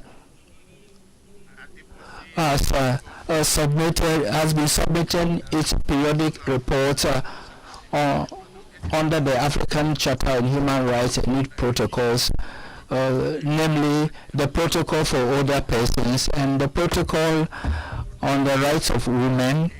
And in addition to that, Mauritania has started negotiations with the various commissions working in the area of the advanced welfare of children. The government of Mauritania is certain of delivering on its international and national commitments in order to improve upon human rights in our country. And the government is also preparing its next report, and the report will be presented next year, and the report will provide more details on the efforts made by Mauritania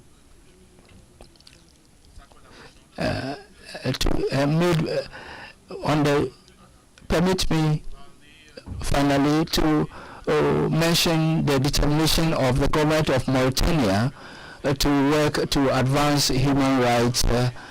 And finally, I wish you fruitful deliberation. Thank you very much. We have ended with a list of states, and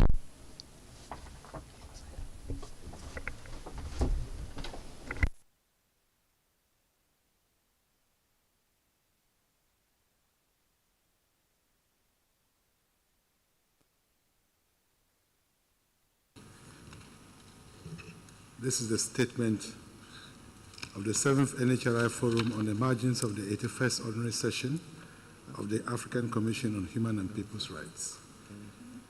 Chair, the network of African national human rights institutions is a regional umbrella organization that brings together 47 African national human rights institutions.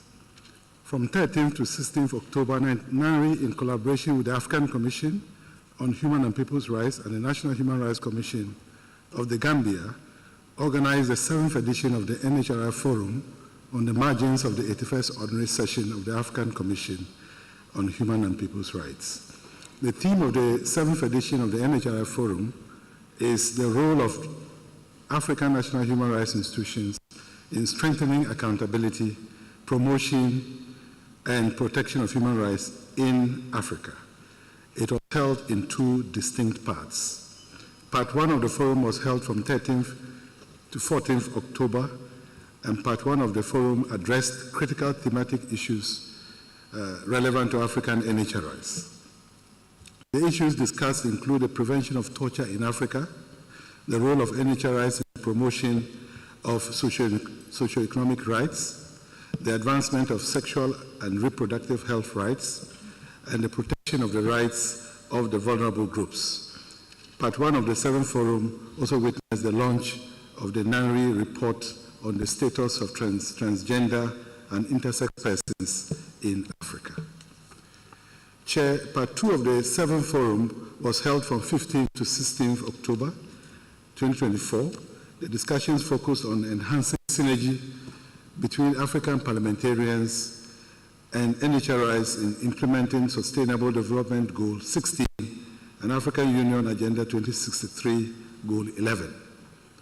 Part 2 of the forum was a 2-day deliberation between African NHRIs and representatives of the Pan-African Parliament on the enhancing synergy between African parliamentarians and NHRIs in the implementation of SDG 16 and, as I said, Agenda 2063 Goal 11.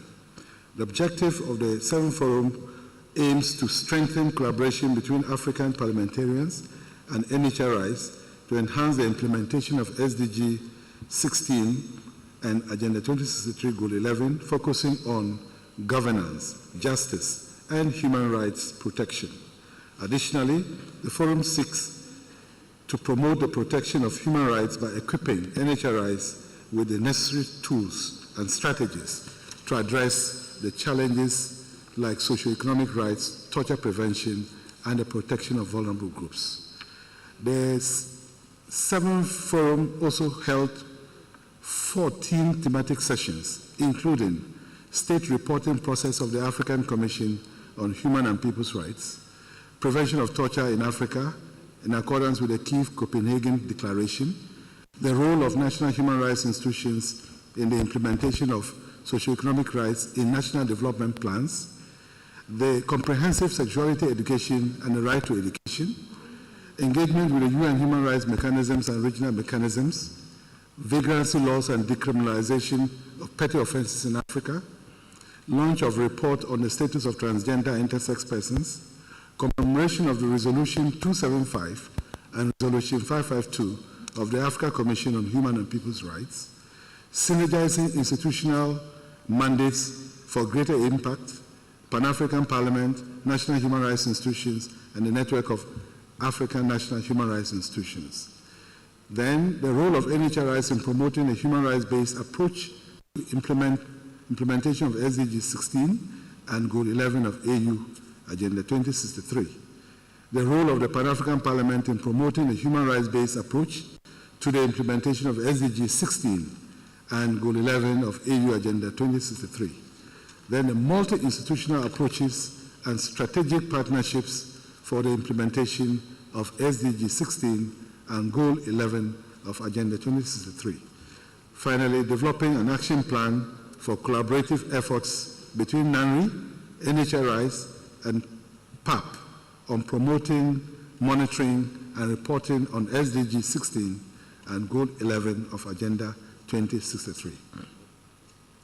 Chairperson, after 4 days of extensive and constructive deliberations, we, the African National Human Rights Institutions, gathered at the 7th NHRI Forum on the margins of the 81st Honorary Session under the theme, The Role of African National Human Rights Institutions in Strengthening Accountability, Promotion, and Protection of Human Rights in Africa, recognizing the fundamental role that NHRIs play in promoting and protecting human rights at the national, regional, and international levels in line with the Paris Principles and their unique position as state-mandated yet independent bodies that hold governments accountable for human rights violations, reaffirming the commitment of African states to uphold human rights as enshrined in the African Charter on Human and People's Rights and other relevant international and regional human rights instruments, acknowledging the important role of NHRIs in implementing SDG 16, peace, justice, and strong institutions, and Agenda 2063 Goal 11, democratic values, human rights, and the rule of law, through promoting good governance, justice, and respect for human rights, concerned about ongoing challenges such as socioeconomic inequalities, the persistence of harmful cultural practices, gender-based discrimination, the continued criminalization of vulnerable groups through vagrancy laws, and the insufficient integration of human rights principles into national development plans across Africa, emphasizing the need for enhanced synergy and cooperation between African parliamentarians and NHRIs in strengthening accountability mechanisms and aligning national laws and policies with international human rights obligations, appreciating the recent efforts of the African Union, the Africa Commission, and the Pan-African Parliament in advancing human rights protection across the continent, recommend the following. African NHRIs, the Pan-African Parliament, and the African Commission should collaborate to embed human rights in national laws and policies, focusing on inclusive, accountable governance, and regularly reviewing progress. Relevant stakeholders at the regional and national levels should support NHRIs in monitoring and reporting, strengthening data systems with local and international partners for evidence-based policymaking on SDG 16 and Goal 11 of the AU Agenda 2063. African NHRIs should partner with government institutions, developmental agencies, and stakeholders to create integrated data platforms. This would allow for better monitoring of human rights indicators for SDG Goal 16 and Goal 11 of AU Agenda 2063. African states should establish and support national preventive mechanisms under the UN OPCAT, Optional Protocol to the Convention Against Torture, with NHRIs empowered to carry out their preventive roles. African NHRIs should access the OPCAT special fund for relevant projects to strengthen their capacity to prevent torture in Africa. African NHRIs should strengthen their capacity to protect vulnerable populations, working with civil society to deliver targeted training and advocacy. African NHRIs should advocate for legal reforms, especially around marginalized groups, and promote alternate custodial sentences for minor offenses. The African Commission should prioritize access to justice for marginalized groups, address discrimination and corruption, and ensure judicial transparency and accountability in Africa. Finally, the African Commission should encourage African states to respect the independence of NHRIs as stated in the Paris Principles, and for them to desist from weakening NHRIs for holding government accountable. I thank you, Chair.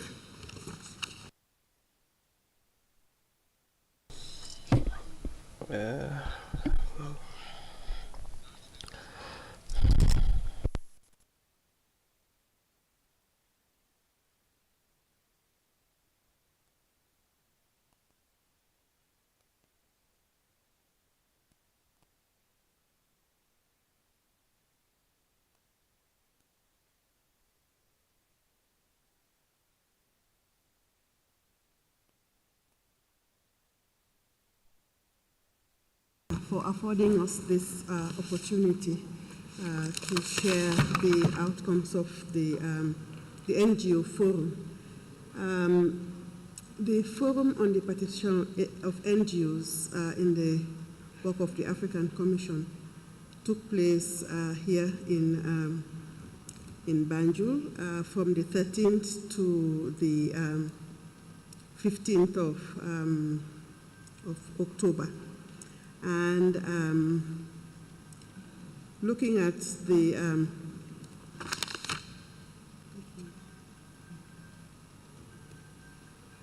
excuse me.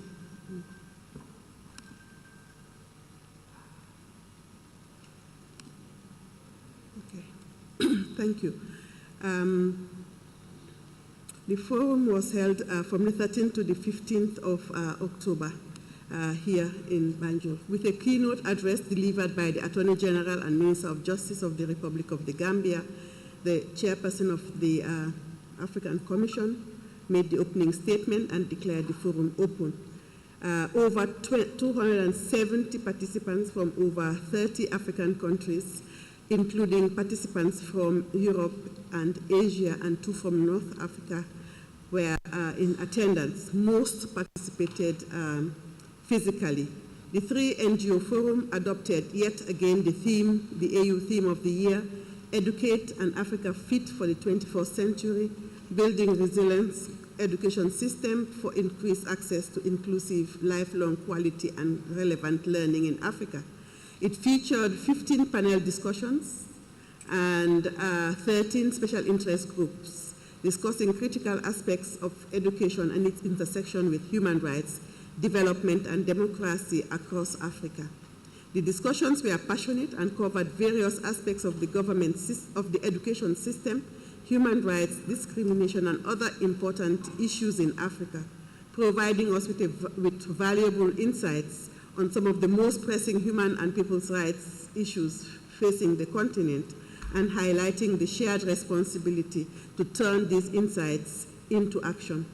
The outcome documents from the forum comprise 12 country resolutions, mainly on Angola, Burkina Faso, Cameroon, Democratic Republic of Congo, Egypt, the Gambia, Guinea, Kenya, Tanzania, Tunisia, Uganda, and Zimbabwe.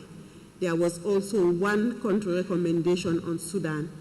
We had 10 thematic resolutions, 1 on human rights, education in Lusophone countries, conflicts and its consequences in Central Africa, the right to peace and security in Africa, decriminalization of petty crimes in Africa, gender-based violence and the reproductive rights of women in Africa, ecocide and the environment in Africa, forced disappearances, Unconstitutional Changes of Government in Africa, the Africa Free Trade Agreement, Free Trade in Africa, and Prevention of Genocide.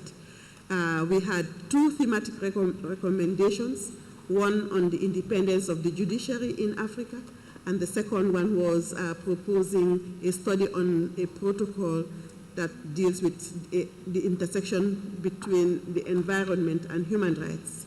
I want to just share a few highlights. In reviewing, the forum reiterated the necessity of creating an enabling environment where education for all can be a reality was emphasized. However, the current situation of conflicts, shrinking civic space, increasing cases of violence against women, especially in an environmentally unfriendly milieu where the digital divide is most evident, remains a worrying phenomenon. The participants reiterated the interdependence of the nexus of education, promotion of sustainable economic development, and the protection of human and people's rights, which cannot be overemphasized. The state of affairs calls for the continued intentional collaboration among stakeholders and the involvement of all segments of society, especially the vulnerable and marginalized. The forum reaffirmed that sustainable economic and social development in the education sector should therefore be an integral part of the guiding principles in ensuring that the human rights-based approach remains a key component in the implementation of the AFTA. I will not bore you with the, but let me say that various speakers and presenters dilated on the theme and emphasized the empowering essence of education, despite persistent challenges manifested in inadequate infrastructure, outdated curriculum, lack of equality, education, limited resources in all its forms, and the discrepancy in teacher-student ratio, among others. Nonetheless, the need for substantial investment in education programs cannot be overemphasized. The strengthening of access, relevance, whilst ensuring inclusion resonated to ensure no one was left behind, whether we were talking about persons with or without disability, informal or informal and informal settings. The vital role of human rights-based approach in achieving this was imperative. It was stressed that national human rights institutions and CSOs have a pivotal role in promoting education systems that promote and protect the realization of education for all. Distinguished ladies and gentlemen, violence can devastate the lives of individuals, tear apart families, and harm societies. Eradicating violence against women and gender-based violence has never been more urgent because it will lead to safer and healthier relationships in families and society. While commemorating the anniversary of the mandate of the Special Rapporteur on the Rights of Women, we congratulate Madam Salanjai, the current mandate holder. But as the Maputo Protocol becomes of age, CSO partners recommit themselves to accompany the process, intensifying the ratification campaign for universal ratification, and urge her to launch a parallel campaign to encourage states with reservations to consider lifting them and to ensure that women of Africa enjoy all the provisions in the protocol. Distinguished guests, the forum noted with satisfaction that the reports of Angola, Burkina Faso, and Ethiopia would be considered at this session and have reviewed the situation reports, and they will be shared with the Commission. While congratulating these countries, the Commission is urged to encourage other states yet to submit their reports to consider doing so at their earliest opportunity.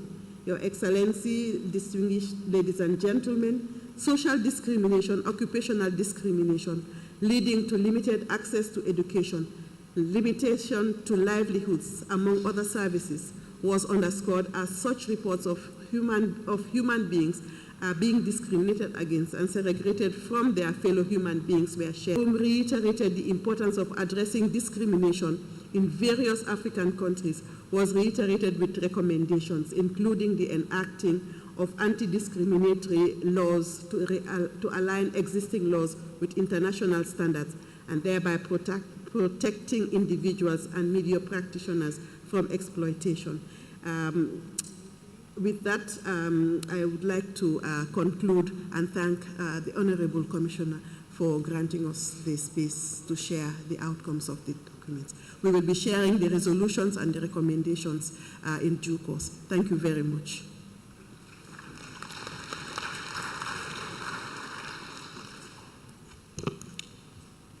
Thank you very much, Madam Hannah Foster, for the submission on the outcome of the NGO forum. I am stepping in for the chair as he takes leave. Now we'll call on a few of the registered non-governmental organizations, and then we would be breaking for lunch. The first one is Data for Governance Alliance, IGR.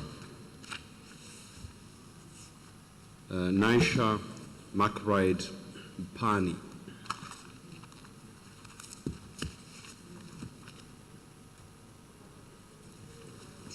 I don't see Naisha. Okay. The next one is South African Human Rights Commission from the NHRIs. South Africa Human Rights Commission. Is Chris Nissen here? Chair? Okay. Yes. Martin Nisbirova. Martin, most welcome. Thank you so much, Chair. Good afternoon, honorable members of the Commission. I am Martin Nsibirwa, representing Reverend Chris Nissen, the chairperson of the South African Human Rights Commission. And the message that I'm delivering is as follows. Commissioners of the African Commission on Human and People's Rights, distinguished guests, state delegates, friends and delegates from national human rights institutions, friends and delegates from non-governmental organizations, all protocol observed. The South African Human Rights Commission thanks the African Commission on Human and People's Rights for the opportunity to deliver a brief statement on the general human rights situation in South Africa. The year 2024 marks 30 years of South Africa's democracy and freedom from its dark apartheid history. It was on 27 April 1994 that South Africa held its first inclusive, free and fair democratic elections, an opportunity to enable all eligible citizens, regardless of race, gender or class, to vote for a political party of their choice. The South Africa we inherited in the new democratic order was deeply divided and marred by poverty, inequality, violence, and entrenched discrimination. It was against this very backdrop that the South African Human Rights Commission was conceptualized in the country's constitution as a state institution supporting democracy. Its mandate, among others, to create respect for human rights and the culture of human rights. This year, South Africa took to the polls again to express their democratic right to vote. As part of its mandate, the South African Human Rights Commission monitored the observance of human rights during the electoral process. The election outcome reflected the will of the people and saw for the first time since the advent of democracy a shift in a country which was originally led by a single majority party. A new era has therefore dawned on South Africa as it established a government of national unity, GNU, reflective of the diversity of South Africa's political parties.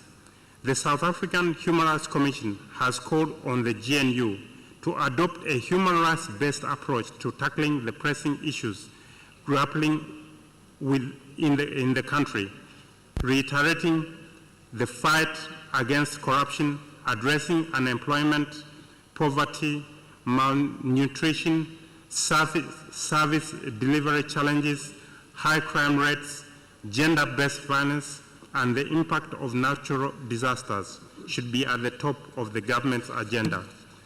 The South African Human Rights Commission co-hosted the second annual conference of the African National Preventive Mechanism Network, in short, the African NPM Network. The conference culminated in the adoption of a statute which formally establishes the African NPM Network, a network through which NPMs engage on challenges relating to combating and prevention of torture on the African continent. It also seeks to collaborate with other African organizations, such as the African Commission and its Special Rapporteur on prisons and conditions of detention in Africa. In a move to strengthen the voice of NHRIs in the Southern African region, the South African Human Rights Commission has commenced initiative to revive the SADC Regional NHRI Alliance. The human rights situation in South Africa remains concerning. Socio-economic rights, particularly the rights to water and sanitation in South Africa, remain a grave concern. Many communities, particularly in the rural areas of South Africa, do not have access to running water and are still drinking from water sources which are not necessarily clean or healthy. The South African Human Rights Commission has undertaken investigations in this regard and has issued several recommendations to the state. Yet these recommendations are not fully considered, and the lack of access to water and sanitation and presence of pit toilets remains pervasive. The South African Human Rights Commission has noted an increase in the levels of malnutrition of children, especially in one of the poorest provinces, the Eastern Cape, and has called for food security initiatives and urgent consultations to enhance support for small-scale farmers. In August 2024, South Africa Supreme Court of Appeal, SCA in brief, passed judgment upholding a lower court's decision that the South African Human Rights Commission does not have the authority to issue banning directives. The South African Human Rights Commission issued papers at the Constitutional Court to appeal the SCA judgment to obtain legality on the interpretation of the Commission's mandate. The South African Human Rights Commission looks to the African Commission for guidance in this regard, as an adverse judgment could potentially set a negative precedent for NHRIs in Africa. I thank you for the opportunity and wish you a constructive and enriching 81st session. Thank you.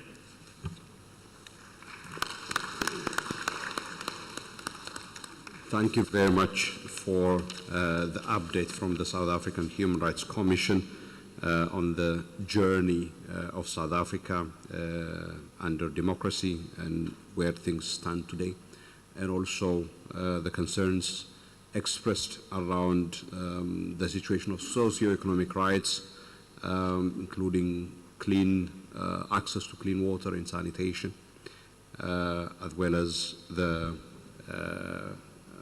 potential impact of adverse finding in relation to the status of the National Human Rights Commission. I'm not sure if we have the Ethiopian Human Rights Commission representative. From the Ethiopian Human Rights Commission? Yes. Okay, please. Thank you, Commissioner. I am Ms. Rondosan, and I present this statement on the human rights situation of Ethiopia on behalf of the acting Chief Commissioner of the Ethiopian Human Rights Commission, Rakel Mesele. Honorable Commissioner Remi Lumbu, Chairperson of the African Commission on Human and People's Rights, Honorable Commissioner Mudford, Country Rapporteur for the Human Rights Situation in Ethiopia, Honorable Commissioners, distinguished ladies and gentlemen, the adoption of the National Transitional Justice Policy in April 2024 represents a significant development in Ethiopia's human rights landscape. With this implementation roadmap now finalized, the policy is designed to address gross human rights violations adhering to victim-centered and human rights complaint processes.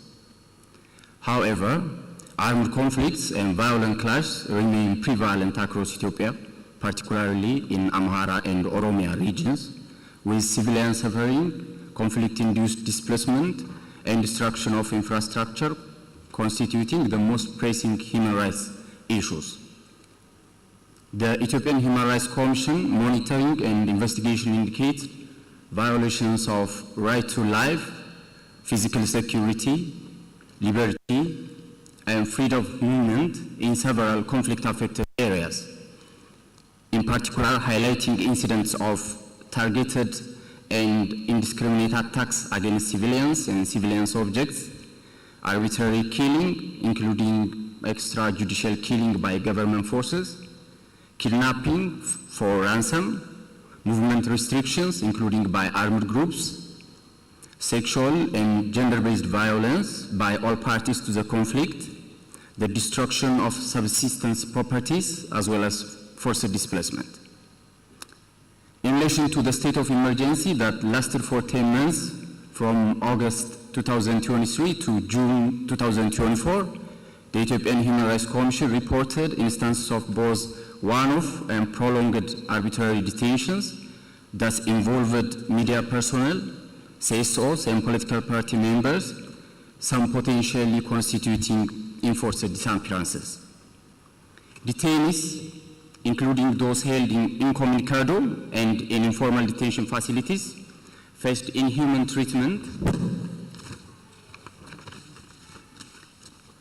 inadequate access to food, water, sanitation, and other basic services. Despite the end of the state of emergency on June 5, 2024, the Commission's research monitoring reports indicated persistence of these arbitrary detentions, often justified by what is referred to as current situation or alleged support for armed groups. Total or partial internet and telecommunications shutdowns continue to be issues of concern.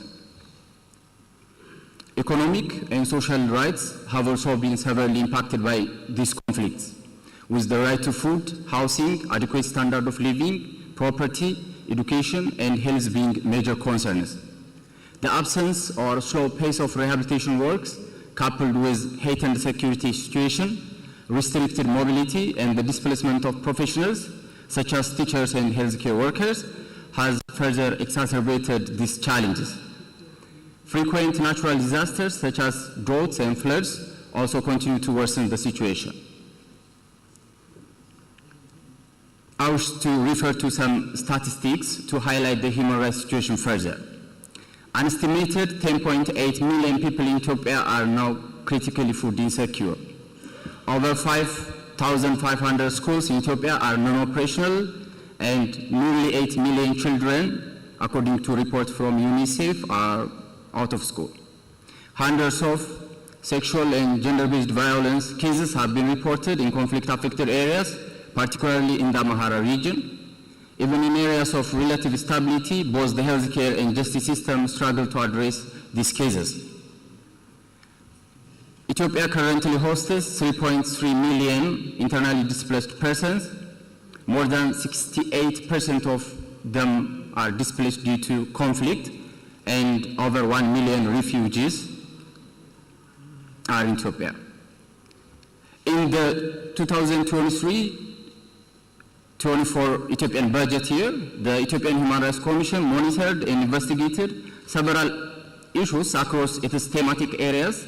It has published several reports, including the 2023-24 Annual Human Rights Situation Report, played a crucial role in supporting the design of the transitional justice policy, also handled over 1,450 complaints and obtained remedies for 80 to 90% of them through its advocacy efforts. Honorable Commissioners, reiterating its call for peaceful solutions for the conflicts in Ethiopia, the Ethiopian Human Rights Commission calls on the African Commission on Human and People's Rights to urge and support the Ethiopian government in advancing peaceful conflict resolution, prioritizing post-conflict rehabilitation. to ensure a human rights compliant and victim-centered implementation of transitional justice process in line with the African Union Transitional Justice Policy Framework, and to advocate for coordinated delivery of timely, adequate, and needs-based humanitarian assistance and durable solutions for displaced persons. Thank you very much.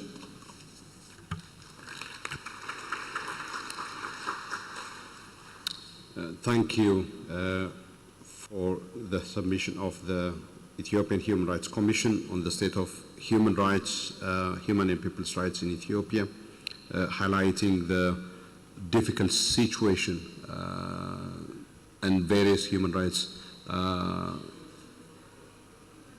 abuses and violations that are manifesting themselves in the context of conflict situations in different parts of the country. The Commission takes note of the request in terms of the role that the African Commission can play in that respect.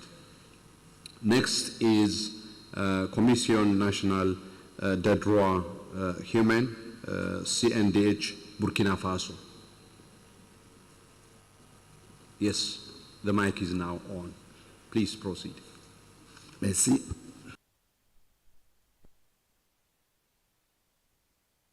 Thank you, Honorable Chair, ladies and gentlemen, participants. My name is Moro, the rapporteur for our national NHRI.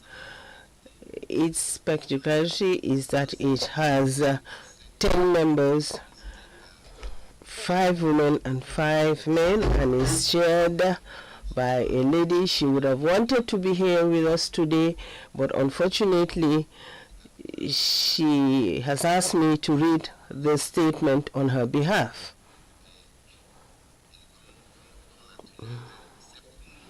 It is an honor for us and a pleasure as a National Human Rights Institution to address this August Assembly during the 181st Ordinary Session of African Commission. Allow me to express my gratitude to the African Commission on Human and People's Rights for the opportunity offered to the Human Rights Commission of Burkina Faso to take the floor at this session. The National Human Rights Commission of Burkina Faso is a national institution that is independent, and it works in the promotion and protection of human rights as established by Law Number 1, 2016 of 20 March 2016, and it was amended in 2021, and this allowed the Commission to have the national mandate for the prevention of torture.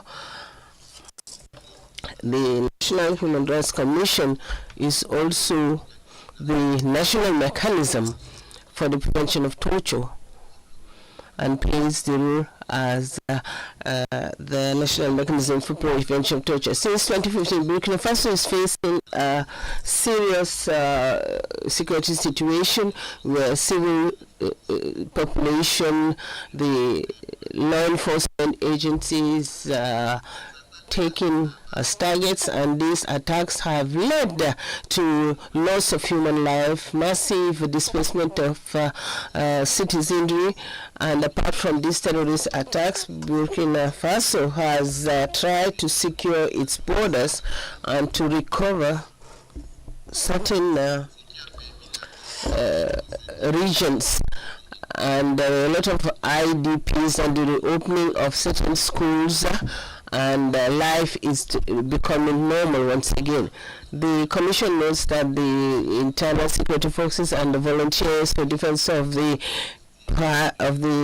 country are supported in their work to ensure the respect of human rights. However, the operations to recover lands lead to human rights violations. The NHRI has conducted the investigations on these allegations as well, on human rights abuses committed by terrorists, by seizing human rights organizations, and sometimes the beneficiaries or relatives seize the NHRI. the investigation reports with recommendations have been sent to the competent authorities, and honorable commissioners, distinguished delegates at the social political plane. Since 22, Burkina Faso is in a political transition, and after the national assizes that brought together all the vibrant forces of the nation, and the assizes relate to the promotion protection of human rights, and in accordance with Article 1, respect for human rights and gender equality are the primary principles underpinning these conventions, and it is hoped that the entire territory would be under the government at some point. Despite this multifaceted crisis, Burkina Faso is reinforcing its cooperation with treaty bodies like African Commission on Human and People's Rights. In effect, your August Assembly during this very session will consider the 5th, 6th, and 7th periodic report of Burkina Faso under the African Charter. And in view of the efforts made by Burkina Faso in the area of human rights, and there are challenges to be addressed with regards to activities of political parties and civil society organizations, to non-implementation of some judicial decisions, and detention of people without trial, and the incitement and hate speech. In view of all this, the state is carrying out actions to combat terrorism and to ensure that human rights are respected, and to take care of interdisplaced persons, and to punish perpetrators of hate speech, and those who take lives, and to punish anybody who frustrates the implementation of all these decisions and is contained in a given communique. I thank you for your attention.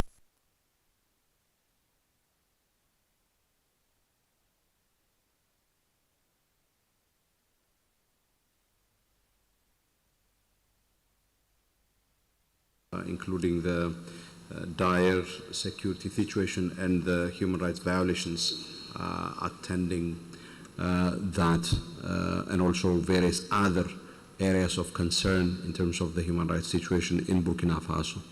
We have taken note of the point around the reporting preparations by Burkina Faso as well. It is now past 2:30. I think it is only fair for us to break for lunch.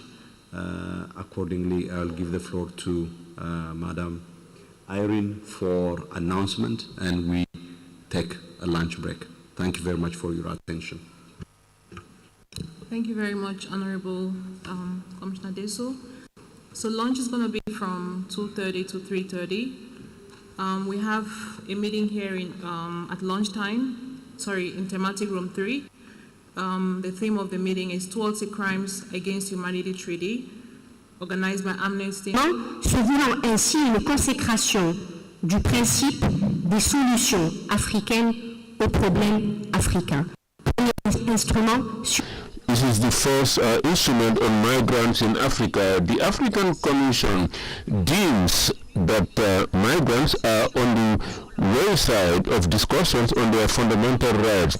And this is why this guiding principle concentrates on migrants as custodians of human rights. By and large, these principles, the main objective is to provide to the states guidelines, efficient guidelines to respect and guarantee the obligations when it comes to human rights within the context of movement across the borders. The guiding principles, inter alia, is an important tool, and to reaffirm once again human dignity, that everybody should benefit. Every migrant, irrespective of their status, it is intrinsically linked to the right to nationality. By the way, the recent adoption of the Charter on specific aspects to nationality and the eradication of statelessness has underscored the challenges of migrants who may become stateless. So these African guidelines aim at participating in the development of capacity in Africa of human rights, as well as the mechanisms that exist within the African Union, by being used as a guideline for the implementation of all the obligations as contained in the various strategies. Inter alia, the framework of the migratory policy of African Union revised in 2018. Therefore, it is necessary to underscore that these guiding principles relating to human rights, migrants, IDPs was conceived with the objective of realizing not only the objectives and aspirations of Agenda 2063 of the African Union, but in a larger and more universal framework, the SDGs of the United Nations 2030, on which the World Covenant on migration is based on. This underscores the importance of this instrument. However, the success of these guiding principles will depend on the level of their implementation by the state and their mainstreaming in the national system, as well as all the protocols, program, policies relating to migration, with a view to ensuring sustainability in an Africa where the citizens are more and more mobile. Now, to talk about all these issues, we have a group of panelists, namely Dr.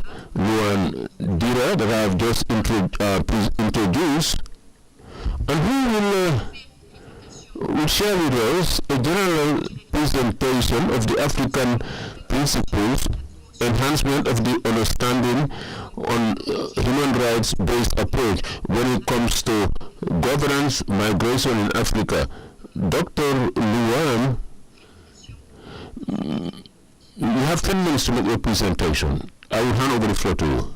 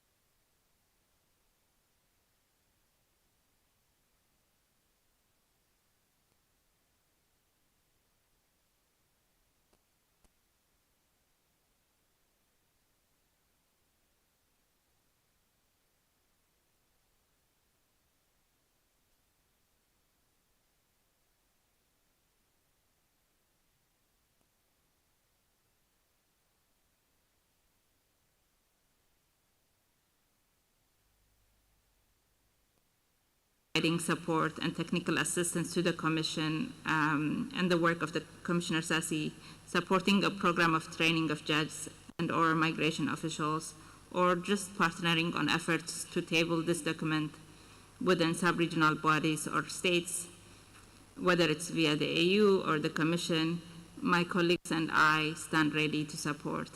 Thank you so much, and I welcome your questions and comments.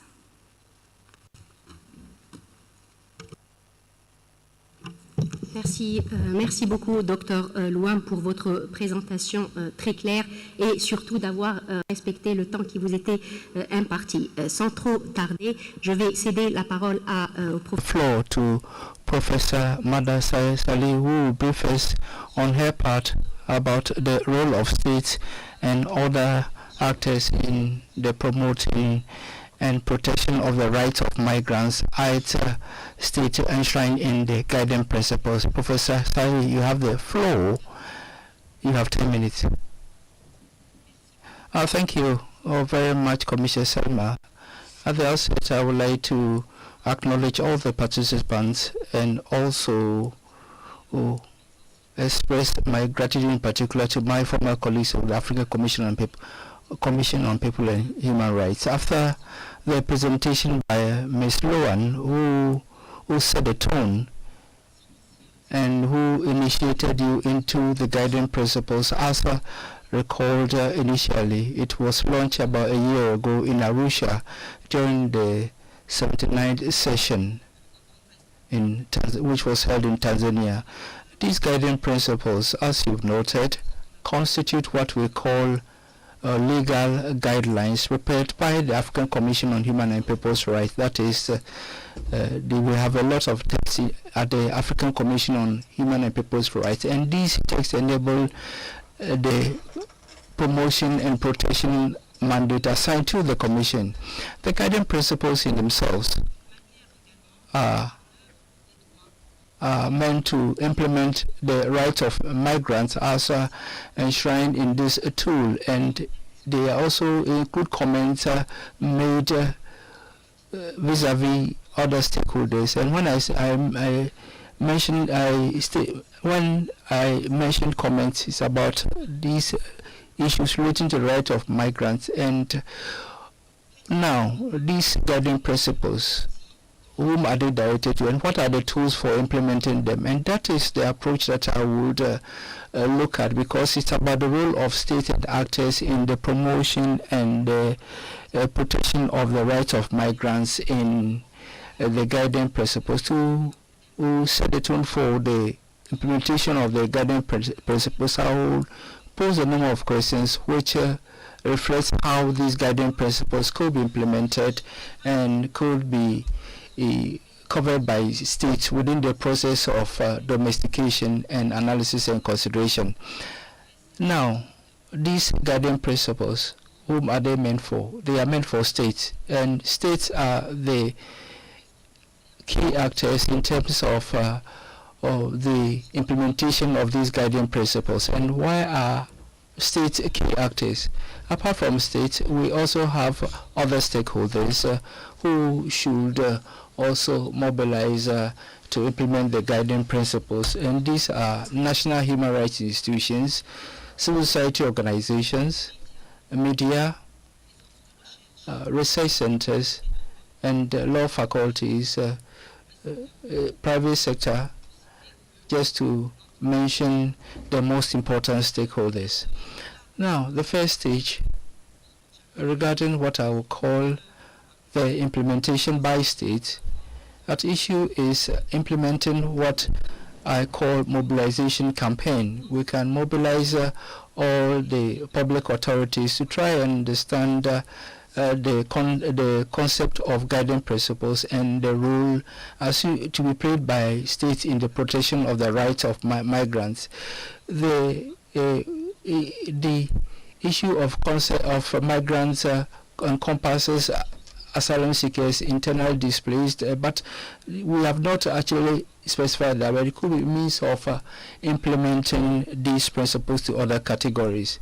When states take ownership of the guiding principles, as I said, there will be need for mobilization, and they also need to ensure consistency of the guiding principles with already existing processes. That is, states would have to revisit a number of texts, maybe strategies, but what is important is that the guiding principles, as Commissioner Sesi mentioned in her introduction, these are the first texts which reflect the protection of all the rights of migrants, and at a point in time that could clash with the sovereignty of states, because states have already that it's not possible for me to protect the rights of migrants, and there's this reflection which we've always carried out within the framework of our mandate, and which will be continued by Commissioner Selma. That is, do we have to balance security aspects, and I will request states to try and find a balance between the two dimensions. Involving competent actors is also very important, because the approach will be human rights based, that to be adopted by states, and in this process there will be several stages. The first stage is a launch which took place last year, and the second stage is states would identify stakeholders. States cannot implement the guiding principles alone. Why? Because it involves vulnerable groups that require particular attention. So identifying the stakeholders is very important, and also ensuring constructive cooperation with stakeholders, and choosing an institutional structure which could work on these guiding principles, and so as to carry out sensitization process. And it's important for states to carry out an assessment of the objectives of the guiding principles. Now, what are the key objectives here? Is to protect the rights of migrants, and you would see that in the guiding principles we have civic and political rights, we have economic and social rights, and other rights which would affect more vulnerable groups such as women and children, because there's feminization of migration which is on the ascendancy. Identifying the objectives of the guiding principles is very important, and also having a criterion that involving the possibility of having consultations at several stages and with various structures, and that is within the purview of states. With respect to design and implementation, what we propose to states is to prepare a national plan of action. For most states, maybe there's no legislation on the protection of the rights of migrants, but we can simply guide states either to adopt national strategies on migration or to adopt national plans of action. For the implementation of these guiding principles, states would also have to reflect on resource mobilization, because these guiding principles would compel states to invest and then ensure so as to ensure the implementation of some rights. And when we mention the issue of migrants, there's also an issue that is to reflect on the mapping of migration data, and this is lacking. Maybe the states could look now at the mapping in order to improve upon what I will call the situation of these vulnerable groups. On our side, when we talk of national plan of action, they would also be meant for other subcategories. Apart from government organizations, we also need to get involved the local communities. Why? Because often migrants will not find themselves in the capital. They might find themselves in some municipalities, and so who would look at the fate of these migrants? And so often is the mayor or the local authorities. So these local authorities should be able to sensitize, should be sensitized on the guiding principles, and we also need to work to ensure inclusivity, participation, non-discrimination in order to assert these guiding principles, and also publish the national plan of action regarding the protection of migrants. Quickly, the second important actor is national human rights institutions. National human rights institutions serve as intermediary between the population, civil society, and states. National human rights institutions should have focal points for migrants so that they will be able to work on these guiding principles and at the same time set in motion grassroots local activities regarding the protection of the rights of migrants. And I also want to mention an important actor, civil society groups. Now, civil society groups, when they have to take ownership, they will have to take ownership of it. And when they have to do that, civil society organizations should be able to respond to a set of criteria. The most important criterion in respect of implementation regarding principle is the development of expertise regarding the rights of migrants. Through the expertise developed by civil society, we will be able to carry out advocacy to sensitize other actors. But for civil society groups, it's not about working against it, but to be actors who complement the action of the state, especially that's important when it comes to the protection of rights of migrants. Now, shall I quickly end, chair of the panel? Also, there's a need to encourage other actors, and media also plays a key role in terms of sensitization and information, and there's also the need to get involve all research centers because we have we lack data on migrant protection, and we shouldn't forget. And I'm also throwing this to state the issue of mobility and forms part of the agenda of the state, and also encourage states to work with the private sector, which could bring value addition when it comes to mobilizing resources and implementing a number of laws to protect migrants. So I shall end my presentation, but I'll have opportunity to comment further when questions are raised. So I thank you very much.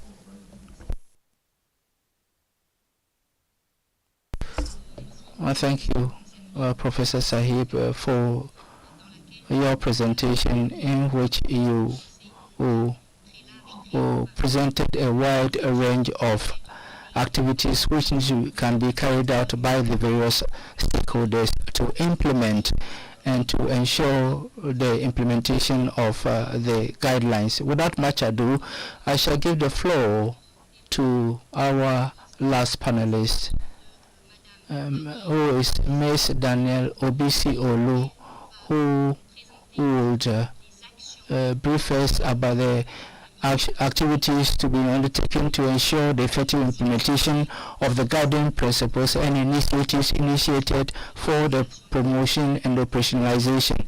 You have the floor, Ms. Danielle. 10 minutes.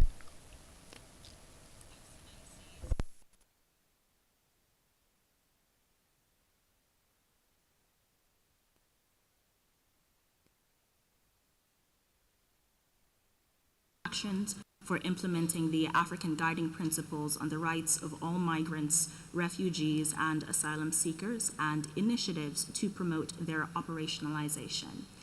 While there are endless actions to be taken for the guiding principles to be effectively implemented among member states, I identify 4 as the most relevant for this panel. The first is sensitizing stakeholders via note verbal. Building state officials' awareness of the guiding principles and how it applies to their migration management protocols is crucial to supporting sustainable and progressive social and economic development in a highly mobile Africa.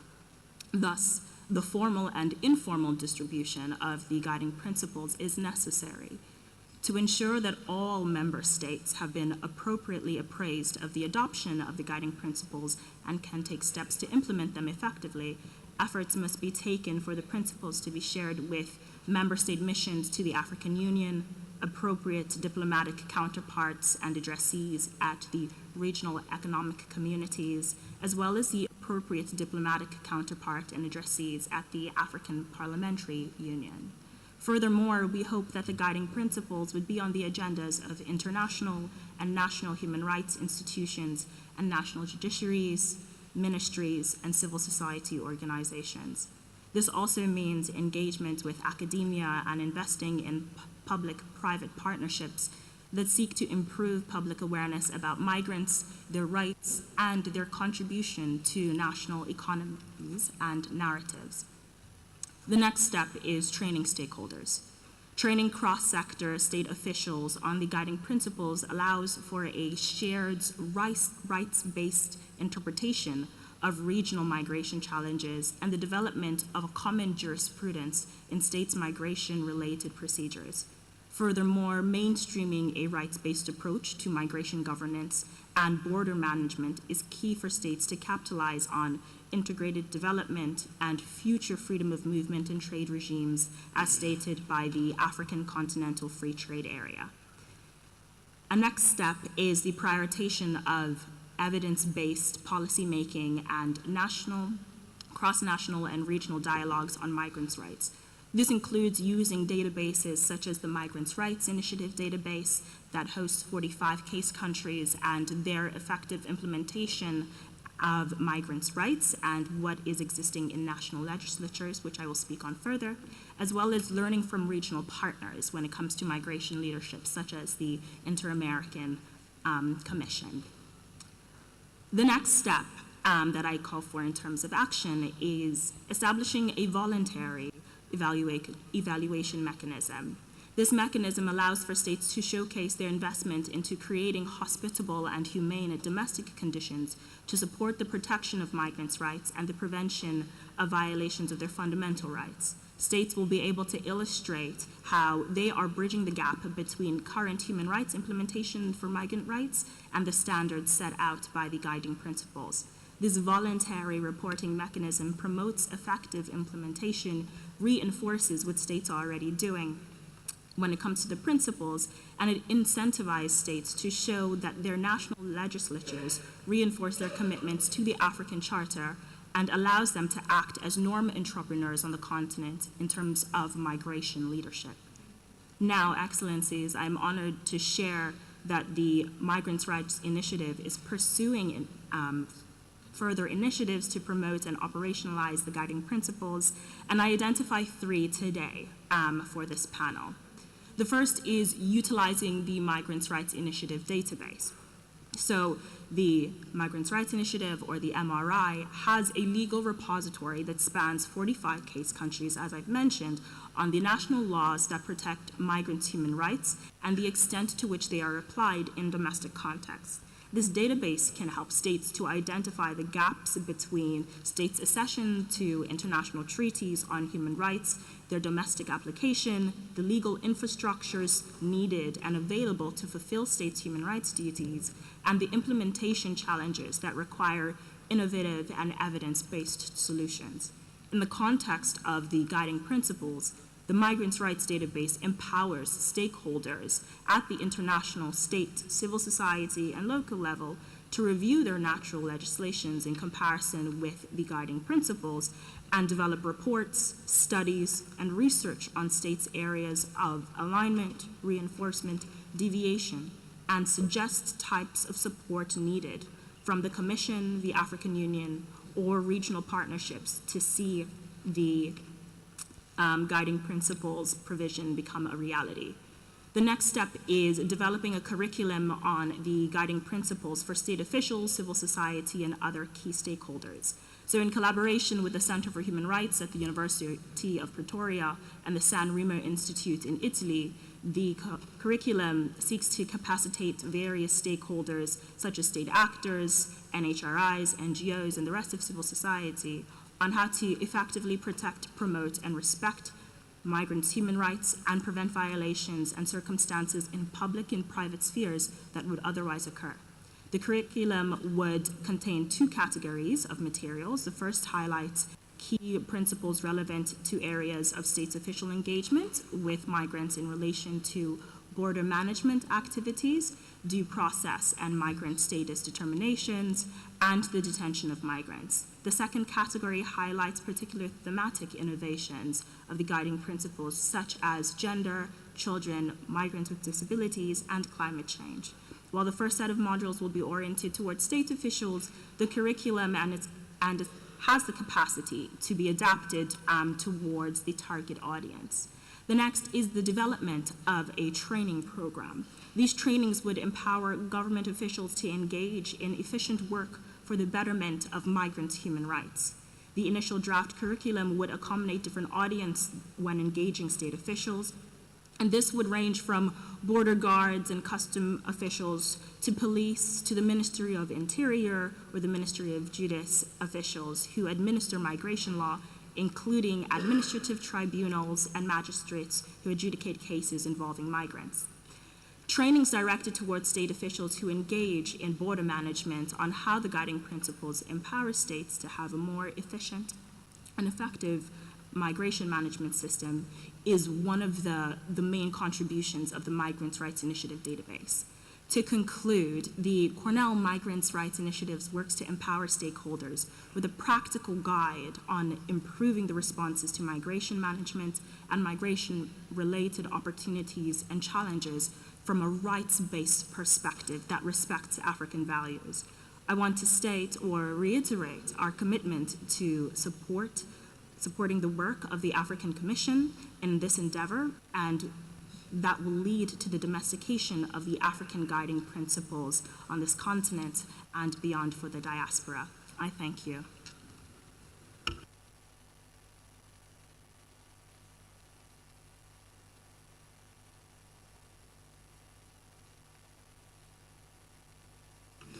Je vous remercie, Madame Daniel, pour votre présentation. And I also commend all the panelists for the quality of their presentation. Maybe now we can now have a general discussion for about 20 minutes. And the order of intervention is as follows.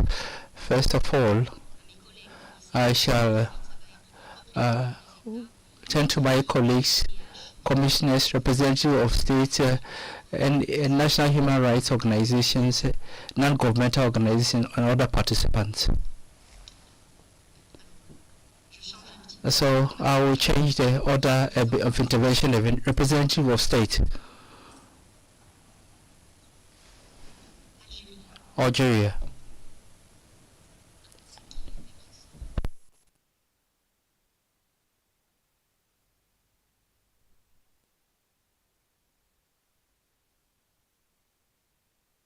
And insights, and maybe share with you two comments rather than questions.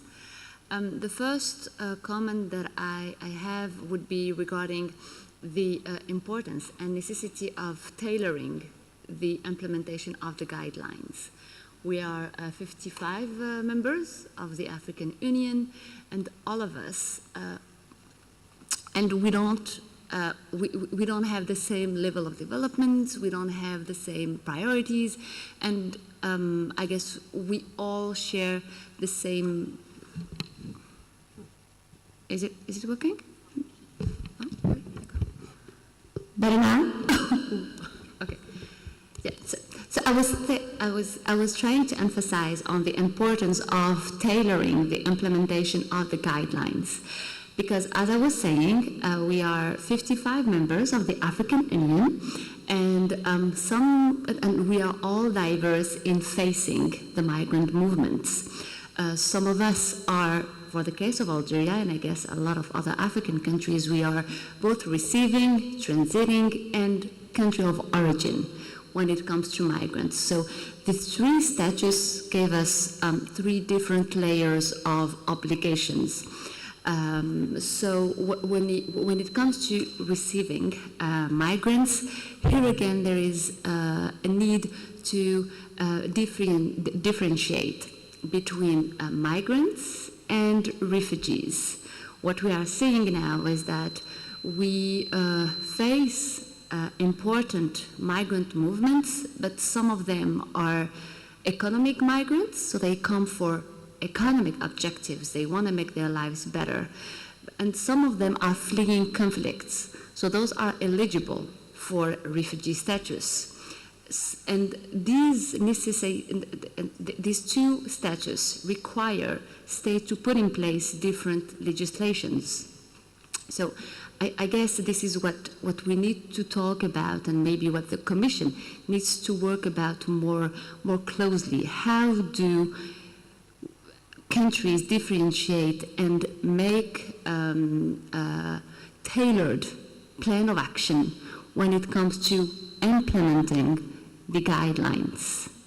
And of course, we all agree that migrants or refugees, regardless of their status, they are all human beings. So we all have the obligation to protect their human rights. And here I would like to emphasize on the whole of a society, whole of a government approach when it comes to the implementation of the guidelines, because as it was said by Professor Sahli, we all need to be concerned, like the civil society, the government itself, the international organizations. And here again, I would like to emphasize on the role of RAM when it comes to, voluntary programs, voluntary return programs. Those are really working in Africa. So finally, I think the most important is really to take into consideration the fact that we need tailored implementation to the guidelines. We need a whole of a government and whole of a society approach, and we need to consider the work and the assistance program that the IRM is providing. Those are the elements I wanted to share with you. Thank you. Je vous remercie, représentant de la République algérienne, pour vos commentaires. La African Commission has taken due note of your observations. Any other delegation or states that would like to take the floor at this moment? South Africa, you have the floor.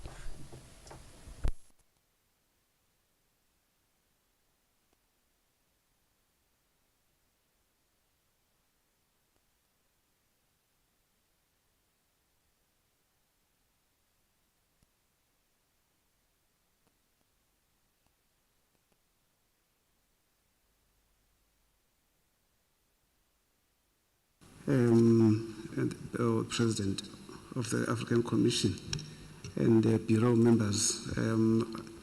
Certainly, this is not our official statement or intervention that I'm making. We are going to make our intervention later. I was just listening to the panelists as they were talking, and I just wanted to maybe ask or comment to a certain extent. About 2 weeks ago, there was a panel discussion, not a panel discussion, it was a meeting that was convened by the Thabo Mbeki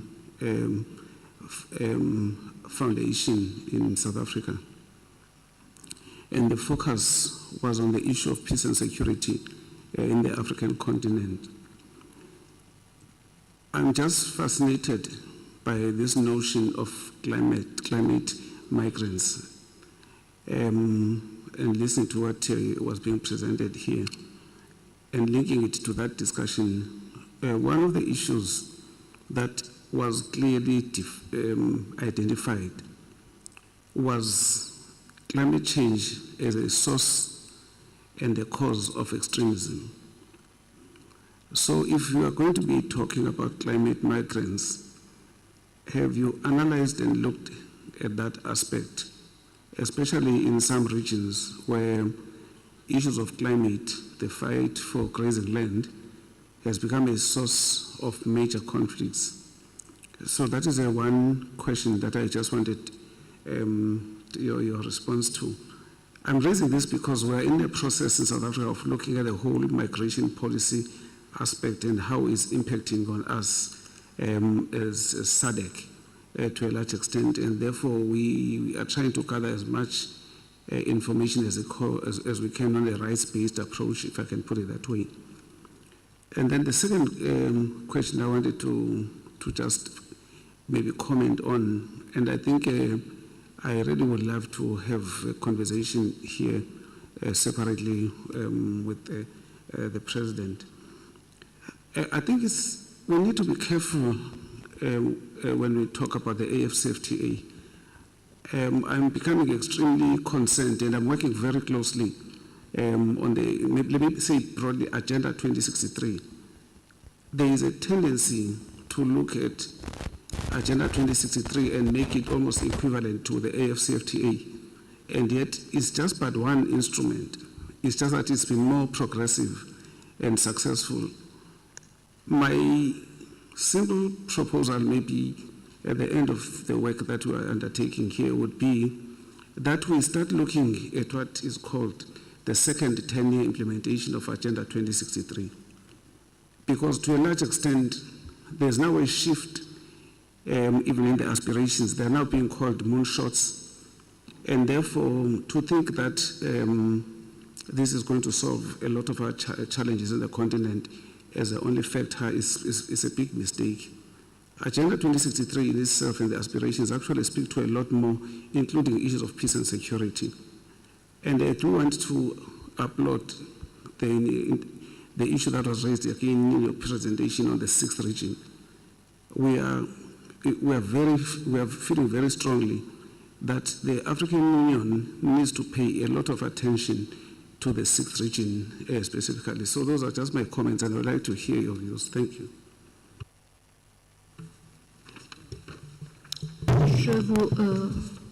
Je vous remercie, Monsieur le Président, le représentant. To the representative of South Africa for your general observation, where that will be taken into account by the African Commission on People's Rights with regards to your question on climatic migrants. It would be touched on by a member of your panel. State delegates, do you have any observation?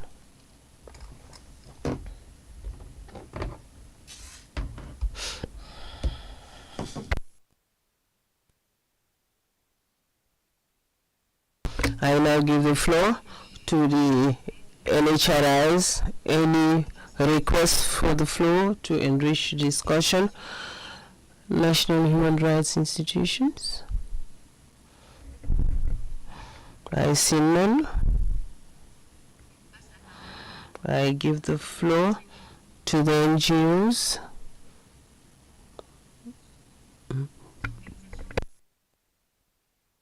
Civil society organizations, yes?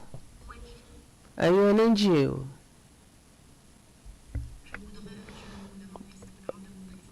Kindly introduce yourself. You have the floor.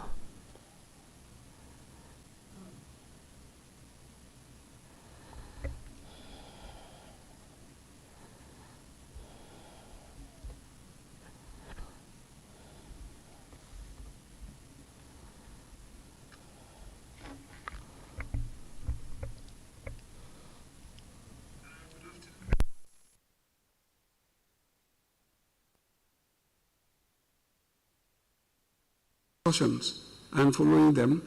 So there has been a presentation of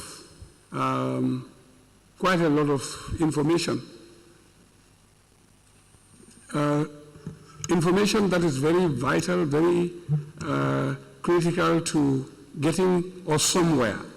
But what I'm thinking of is sitting here and listening to it, it will be more of an academic exercise unless and until this information, the rights that we are trying to give to all, especially to migrants, must be communicated to the communities. It must reach those who are in a condition of being migrants now and potential migrants. Unless they know they have these rights, it will be difficult to claim them, and then it will be difficult to defend them. So there must be some link between what we discuss here and the people, common person in the streets.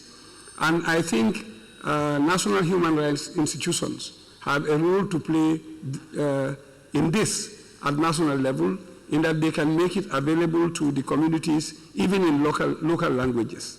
I think that is critical, because at least that happens. When we communicate with them, they don't know the right. So anything can happen to any migrant, and he wouldn't know what right is violated first, and he wouldn't know how to address the issues. I think that is very important. I thank you for the opportunity to share my view. C'est moi qui vous remercie, Monsieur, pour votre commentaire. For your observation. Are there any other observations from civil society? You have the floor. kindly introduce yourself and the organization you're representing.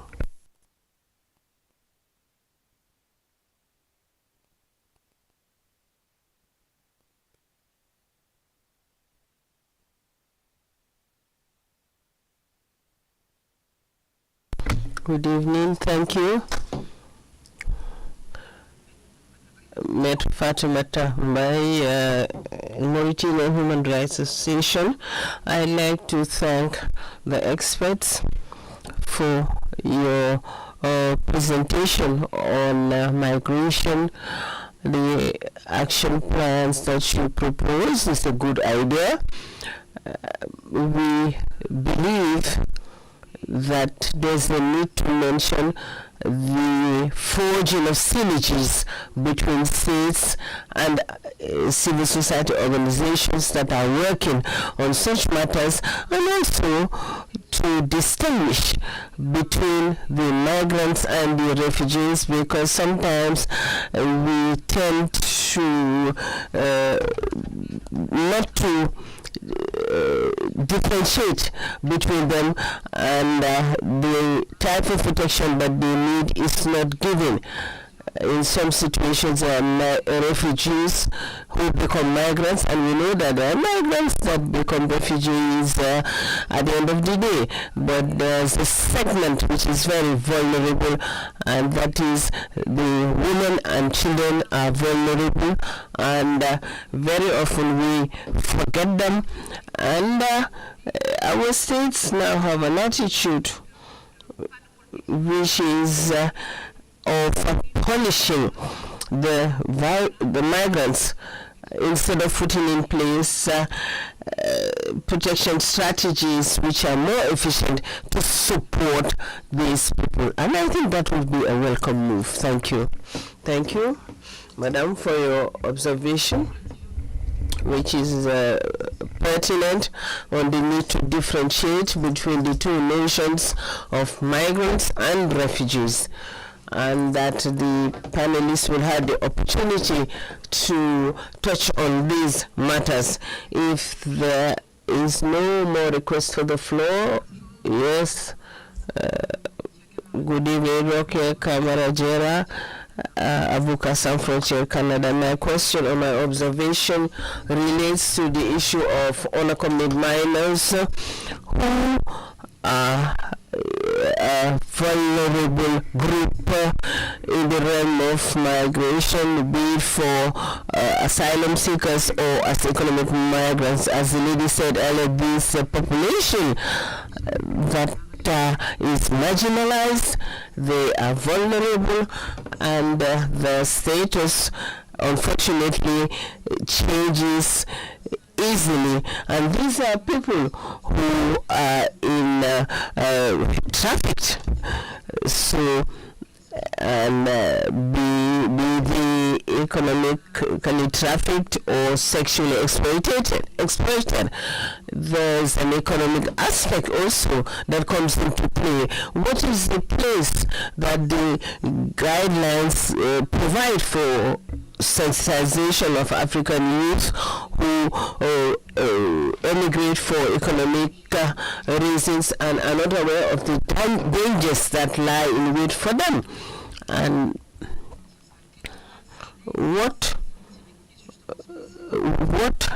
does the guidelines provide for all these migrants, as it were, for their protection? I mean, thank you. Any other NGO wishes to take the floor? On the table given to me, there's a request for the floor from Ethiopian Human Rights Commission. Are you here? And if they still wish to take the floor, Ethiopian Human Rights Commission, are you here? Non. S'il n'y a plus de questions.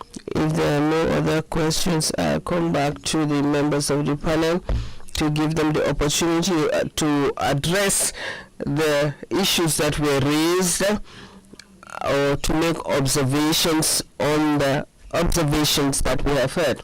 Dr. Luan, kindly address the questions that were asked.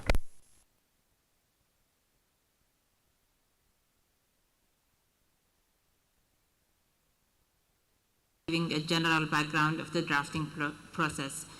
We started by studying migration dynamics in Africa, where people are moving and what kind of protections and experiences they go through.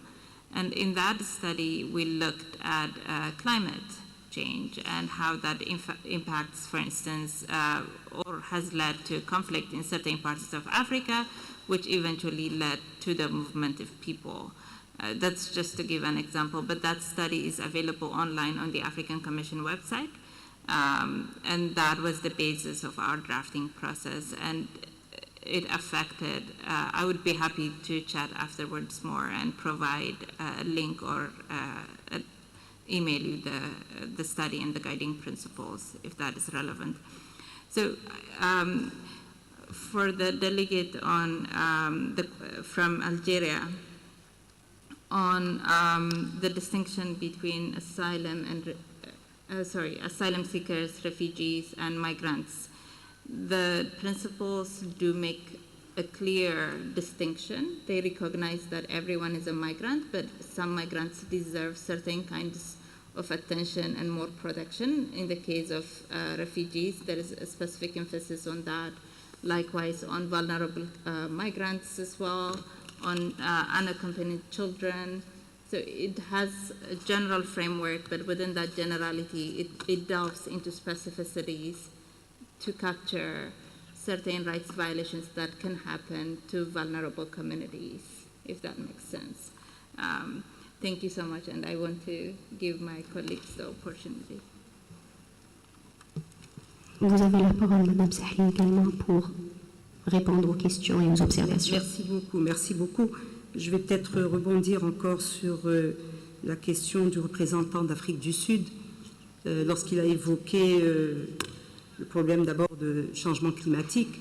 On n'est pas sans savoir que les inondations, la sécheresse, la raréfaction de l'eau et en plus les conflits intercommunautaires sur les pâturages, sur notamment les éleveurs, les pastoralistes, etc., ont conduit de nombreuses populations à quitter leur territoire d'origine pour aller se réfugier dans d'autres territoires. Le déplacement forcé et le changement climatique constituent une relation, je dirais, sine qua non. Un des textes africains qui a pris en charge le déplacement forcé et le changement climatique, c'est la Convention de Kampala, qui prévoit effectivement la protection des déplacés internes dont la cause revient à des situations de changement climatique. Donc ce n'est pas quelque chose de nouveau, mais ce qui est sûr, c'est que les principes directeurs, je considère qu'il s'agit du premier instrument non contraignant qui a pris en charge justement cette thématique qui est appelée à évoluer.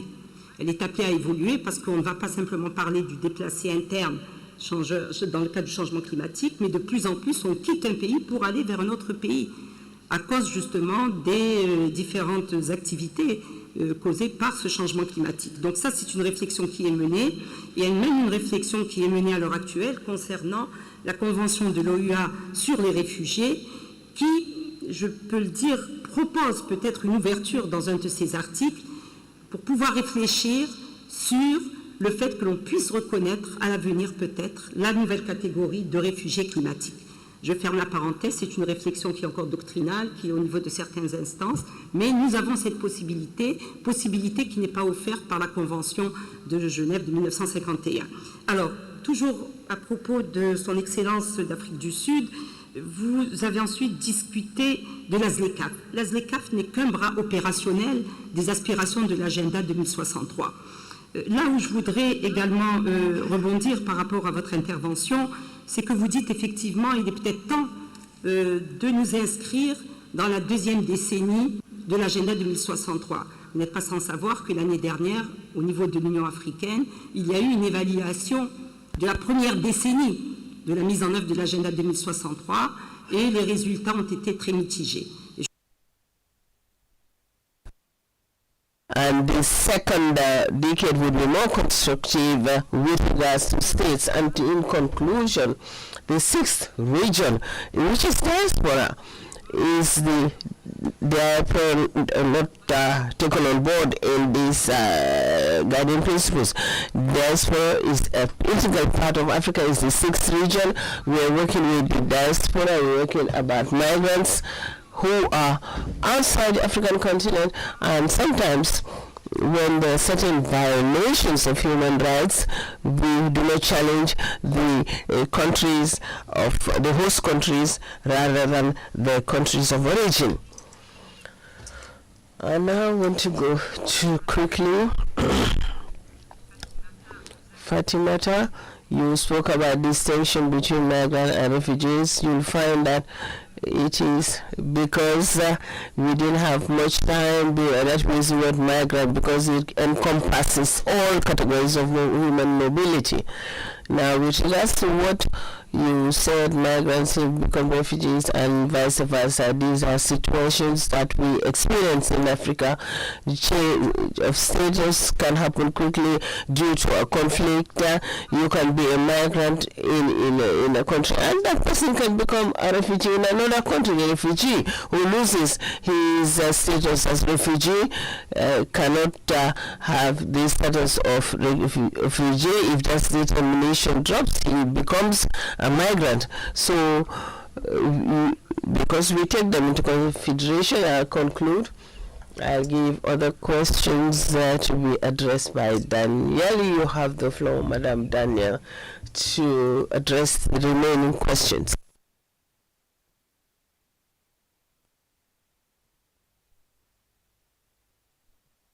Regulation and management, and migration as a human rights issue, and to address mainly the NGOs and NRHIs, I want to identify when my honorable colleague said that NRHIs are key actors in terms of disseminating the information of the guiding principles. And I think that's why it's so important to engage in dialogue, not only between state parties, but between, local governance, between local communities, because the language of the guiding principles, it doesn't really add any new rights, it emphasizes rights, especially in context of migrants, and to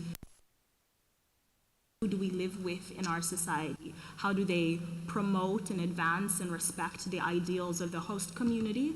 And how might they contribute to a more integrated towards, I guess, the Africa that we want to see. I think that when it comes to NRHI, is really engaging with them in dialogue. The Migrants' Rights Initiative is happy to engage with NRHIs, whether it's engaging in panel discussions or prioritizing dialogues.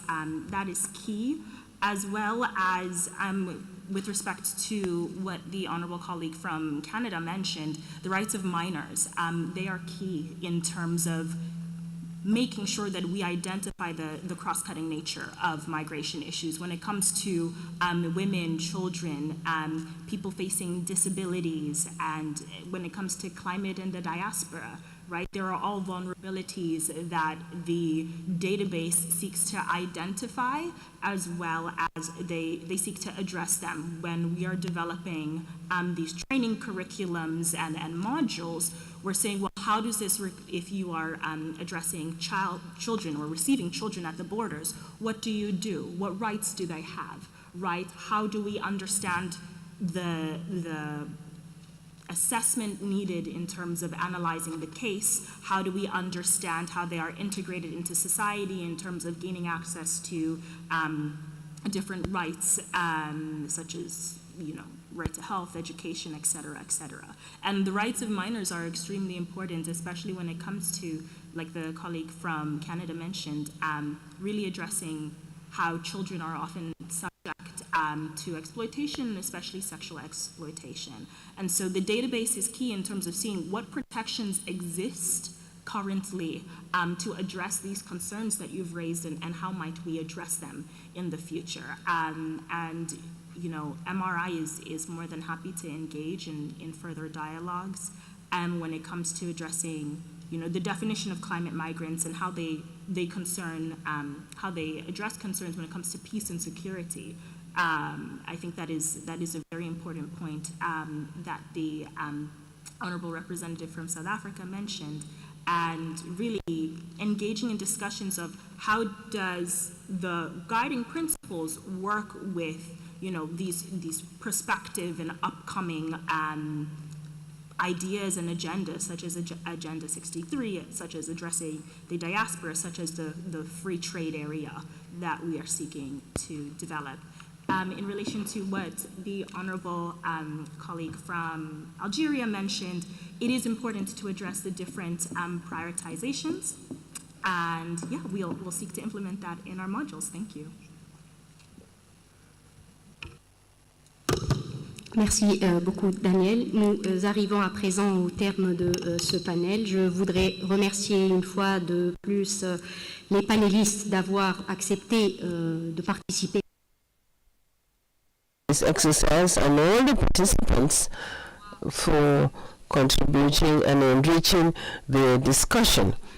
Allow me, distinguished participants and guests, to insist once again on the importance of these guiding principles of human rights for all migrants, refugees and asylum seekers, especially in a context where migration in Africa is ever increasing. Migration, unfortunately, is motivated by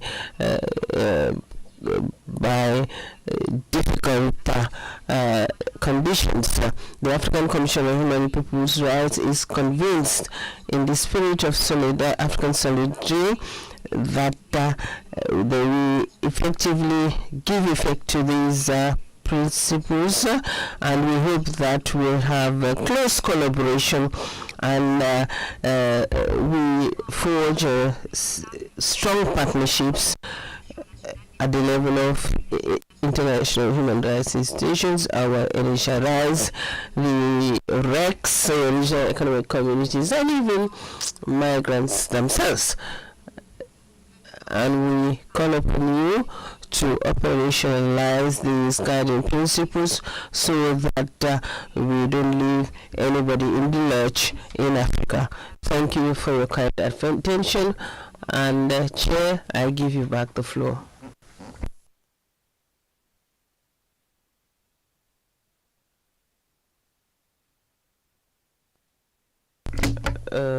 Kudos to Commissioner Sam Masasi for a job well done, a successful panel, and all the members of the panel, Professor Saleh Fadel, and the third panelist. Thank you very much to everyone. We go to another panel, the situation of human rights in Africa. I will be chairing that panel on the situation of human rights defenders.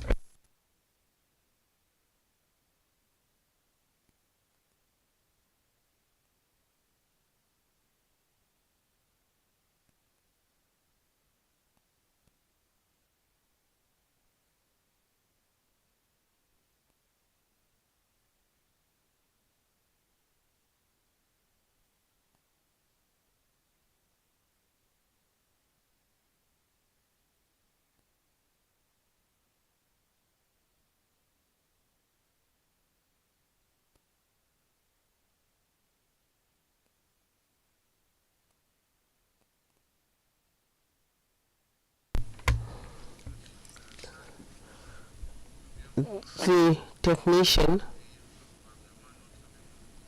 kindly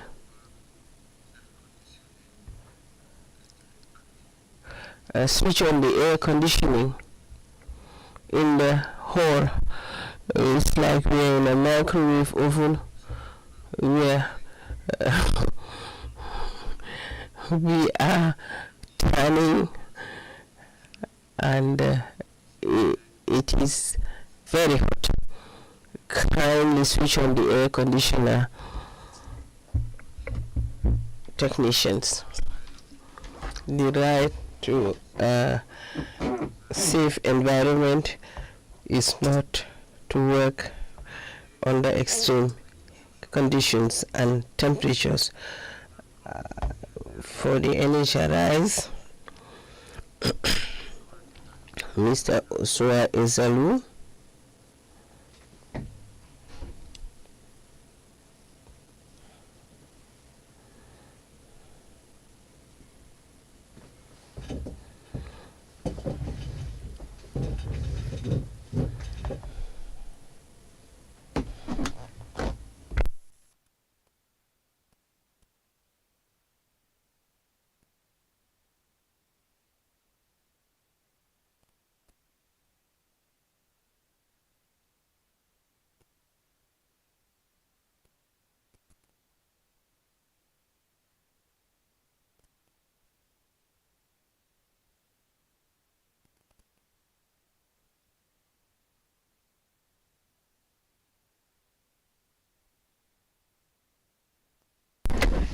As well as Anna Foster,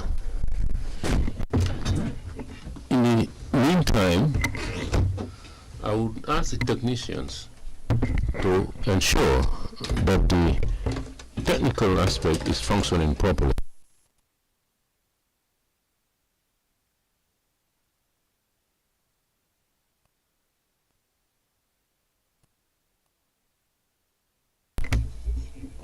Once again, the air conditioner, whilst we're waiting for one Anna Foster, the African Commission would like to propose this panel on the protection and promotion of the laws on the freedom of association and meetings is the panel on the defenders of human rights at the 60th session, ordinary session that we convened in Niamey, Niger in 2017. The guidelines had been adopted by this commission to promote these rights as protected by Article 11 of the African Charter. These at the Commission are one of the fundamental laws that cover this. You cannot have this without freedom of assembly, and individuals can express their opinions on major issues, relevant issues relating to their respective societies. For these guidelines to take form, through Resolution 406, 1 year later, established a think tank to support the mandate of the Special Rapporteur to promote and monitor the implementation of these guidelines at the country level. Despite the efforts and progress made by states, the situation remains the same. Lately, we have noted the adoption and the review by some states of the regulations and regulations which do not respect the standards established by the Charter, by these guidelines. We therefore wanted things to improve and that the states can enhance their responsibility and take into account the fact that they have committed themselves to promote rule of law in their respective countries. The Special Rapporteur and the working group, which last time was given the leeway by the African Commission, have reflected at length on the best way to implement and promote these guidelines. And together, we have come up with a tool, an important tool, which participates in transparency in the management of these affairs. So with them, we have developed a tool which will be a monitoring mechanism mechanism, which will be a follow-up to look at the notification and collection of regular data on the existing laws when it comes to the freedom of association and meetings. It is the first advantage of this tool. The second advantage is that this tool which will be presented to you today provides information on the measures that the state parties have taken specifically in this context of freedom of association and meetings. And the advantage is that the tool will allow for the monitoring of the administrative and judicial measures that exist or those that have been proposed, and evaluate their compliance with the African Charter and the guidelines on freedom of association and assembly. Agenda 2063 of the African Union, which attends for Africa's good governance, democracy,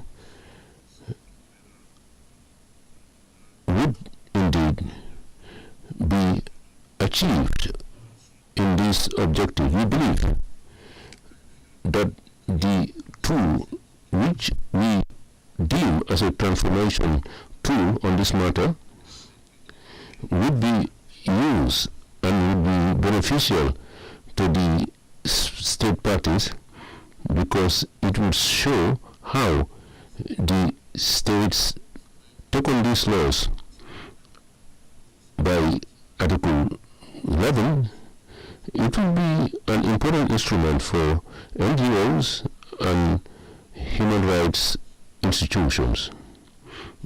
So, therefore, we thought it was good to come up with this panel on the protection of reforms for the freedom of association and assembly laws would be welcome to sensitize you, the state parties, and to encourage you to put improvement these guidelines by improving the internal legislation, relevant legislation.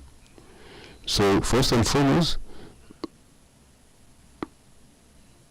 given that the climate is not appropriate, let me call the NHRIs, the representatives of the states who should have joined us in this panel was not able to be here. So we have to go ahead all the same. I would like to call on the representative of the NHRI, Mr. Foloshu Adegolu, Program Officer, Regional Mechanisms and SDGs. He is also an expert who works with the Human Rights Department at the University of Pretoria. Mr. Foloshu will talk to us about the theme understanding the importance of safeguarding freedom of association and assembly in democratic states in Africa and the role of NHRIs.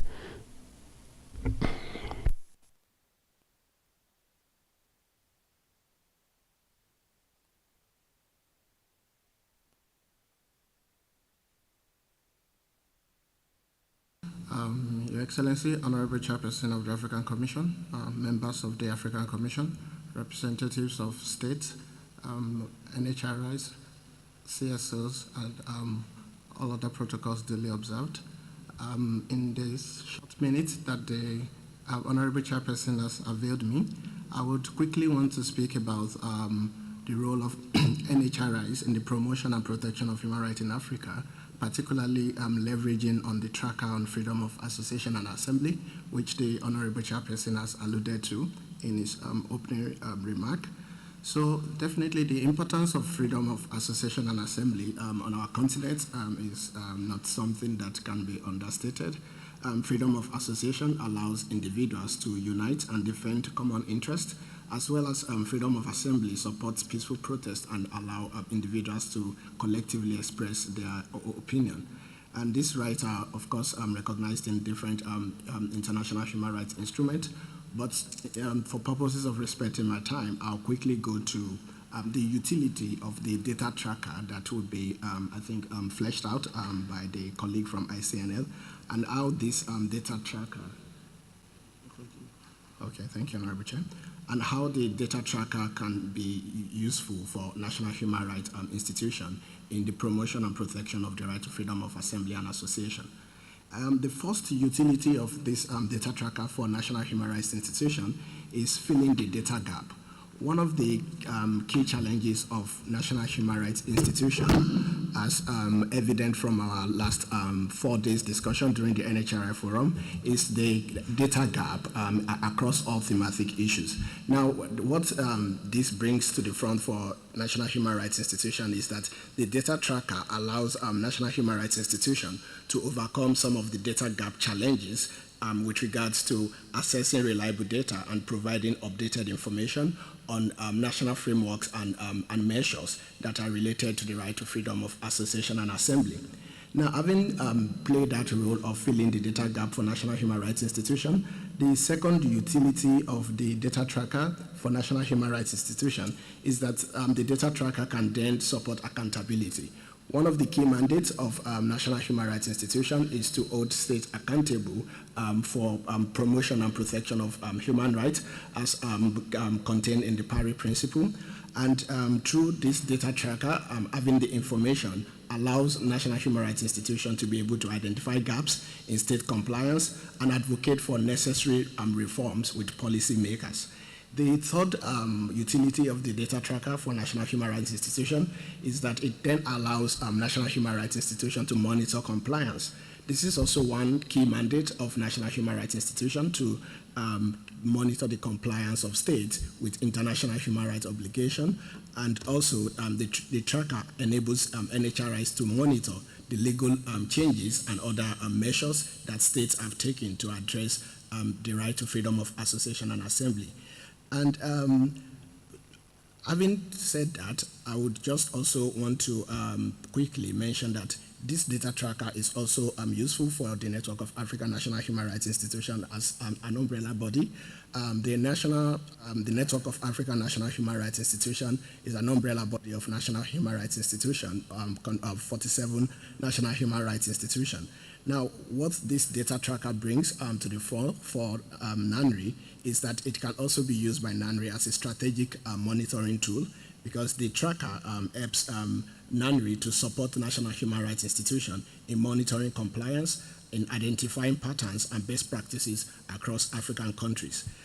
The second advantage of the tracker for NANRI is also that it can be used for capacity building and technical assistance, which is one of the things that NANRI does for its national human rights institution.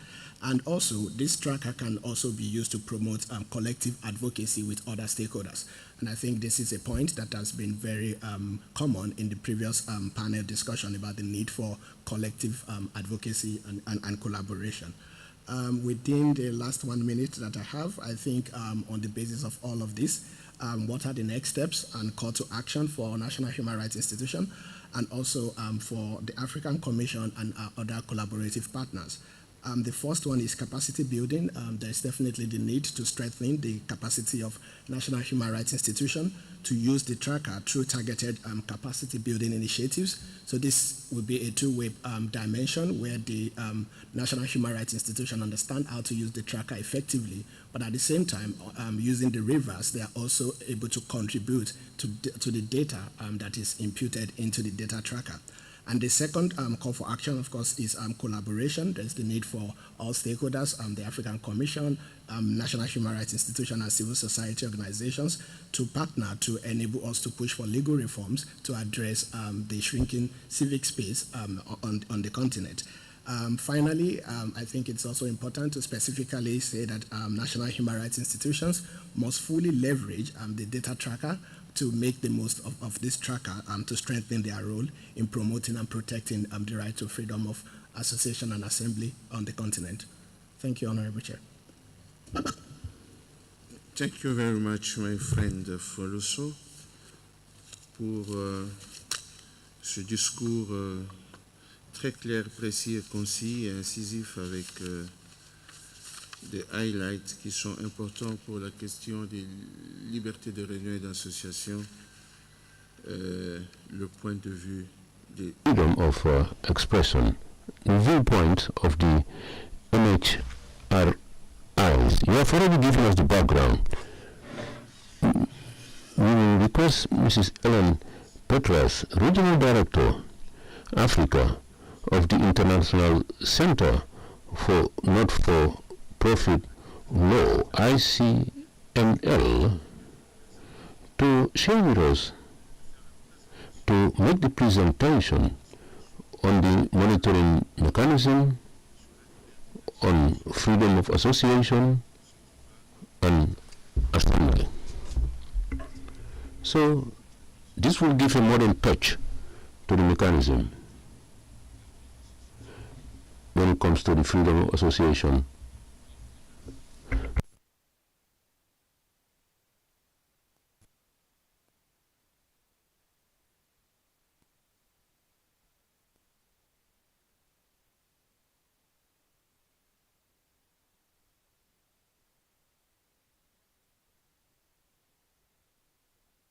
Much for giving us the opportunity to share with you a way to move from paper to practice when it comes to using the guidelines on freedom of association and assembly.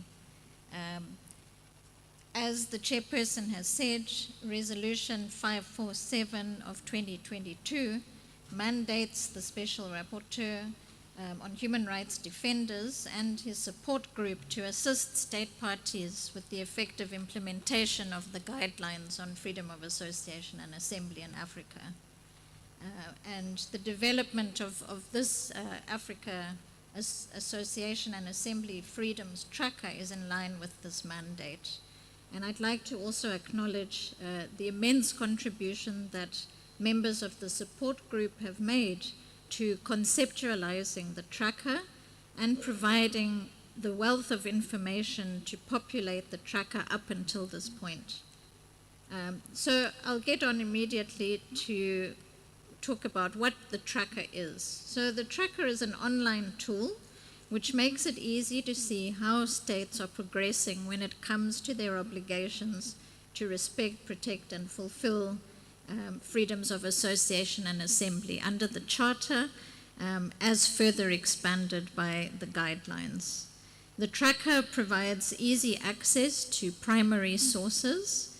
So these are laws, regulations, pending bills, and eventually it will be able to include other things like judicial decisions, concluding observations of the Commission, and associated information. It provides an easy overview of the areas of progress and also areas for improvement. So what exactly does the tracker cover? Well, we've framed the tracker around the elements of freedom of association and assembly which are broken down in the guidelines. So you can see on the screen now that there are 7 different elements of freedom of association, and we've taken all of those and looked at particular laws in each country and assessed them against each element of the freedom of association to see whether they comply with the guidelines, whether they partly comply with the guidelines or they're not compliant. So far with the tracker, we've focused on primary legislation, so the main NGO laws that regulate civil society, and then the main public order management laws that regulate freedom of assembly. So for example, we've reviewed NGO legislation in each country and assessed how the provisions measure up to the best practice which is outlined in the guidelines. Does the law make it easy for an NGO to register? is the NGO able to operate without undue restrictions on its activities and its financing? We've also, as I said, done the same for freedom of assembly. So again, we can see from the tracker how far a particular Public Order Management Act complies with each of these elements which are laid out in the guidelines. Information which is entered into the tracker undergoes a verification process. In building the tracker, information has been collected so far by support group members and local researchers from different countries. It's reviewed and verified against the primary sources and the state party reports and other documentation that helps to make sure that the legislation is accurate. And then the assessment for compliance is done using the directions which are provided by the guidelines themselves. Update of the tracker will be continuous, and all parties can share information about existing and new laws, proposed laws, court decisions, and those types of things for verification and upload. So what is the value of the tracker? There's different opportunities here. First, it provides information on measures that states have put in place to promote and protect association and assembly. It monitors compliance of the different legislation and eventually judicial and administrative measures with the Charter and the guidelines.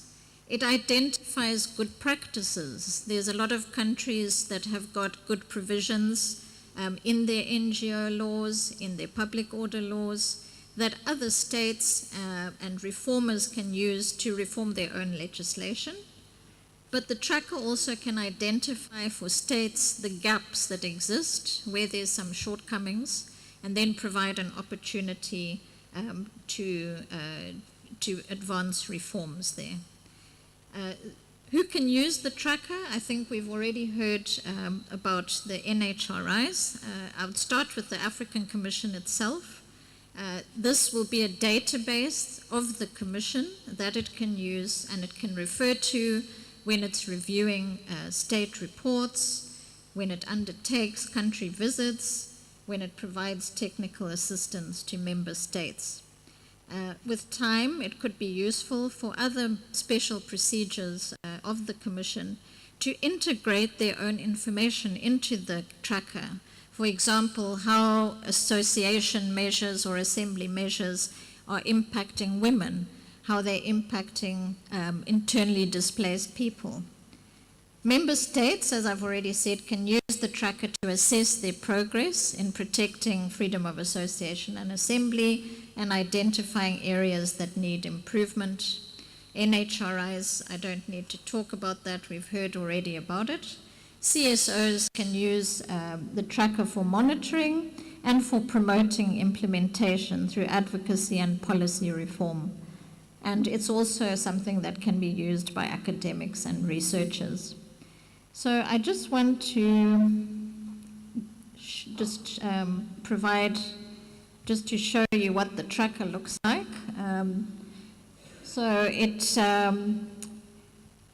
We've collected for every country as I said, the primary legislation. So far, the totals are listed here at the top. You can see we have 370 measures. It shows you how many are compliant, partly compliant, and not compliant.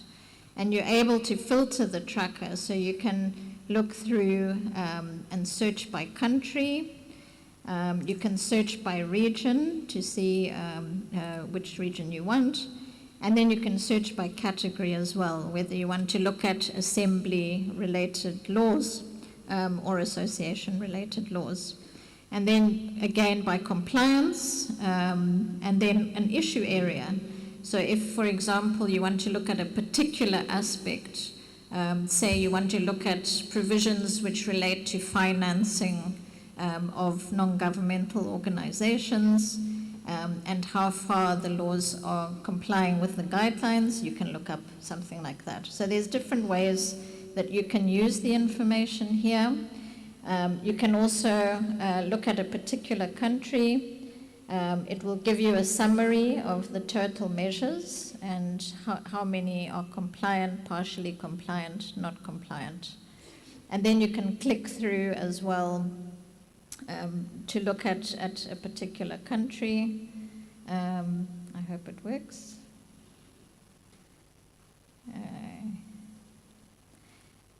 Okay, right. Of course, it was going to happen in the presentation. But you can click on the country and you'll be able to find the actual primary source of legislation. So it's not just looking at the compliance, but you can go and access the law itself, court decisions, and use those for your research. So, Honourable Chairperson, I think I'll end there and happy to take any questions on that. Thank you.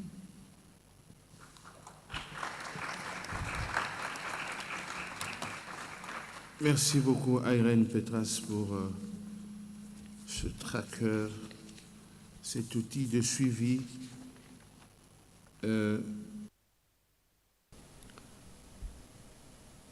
Monitoring tool, and this will be beneficial for everybody. Kindly ask the chairman to speak closer to his microphone. The interpreters cannot hear him properly. Kindly ask chairman to speak closer to the microphone. It is a pleasure now to invite Madam Anna Foster, Executive Director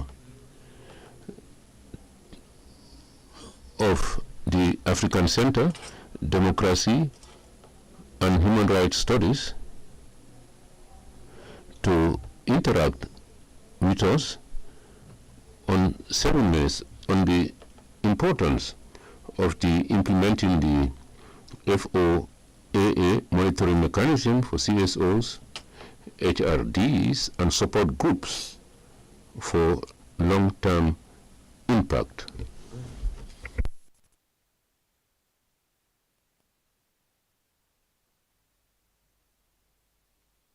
As when I looked at it, it's very interesting because one finds out that it's a tool that facilitates the monitoring of compliance and also implementation. Many times you find out that it is problematic for states to implement.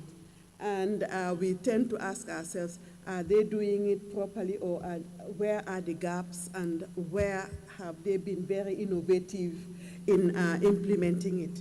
And the tracker has made life easy for a whole lot of us. If you do have access to the tracker, then you should be able to have practical information on how the rights to freedom of association and assembly are being implemented at the national level. And it is also important because it ensures that you know how people are being treated under certain laws in a particular country. So it makes it very, very interesting, and it is important for civil society because it facilitates the monitoring of the implementation process, the compliance process, and it also provides this platform where you can exchange, do comparison between states, and to also look at how innovative or not other countries have been. I look at the extent to which they are implementing the guidelines.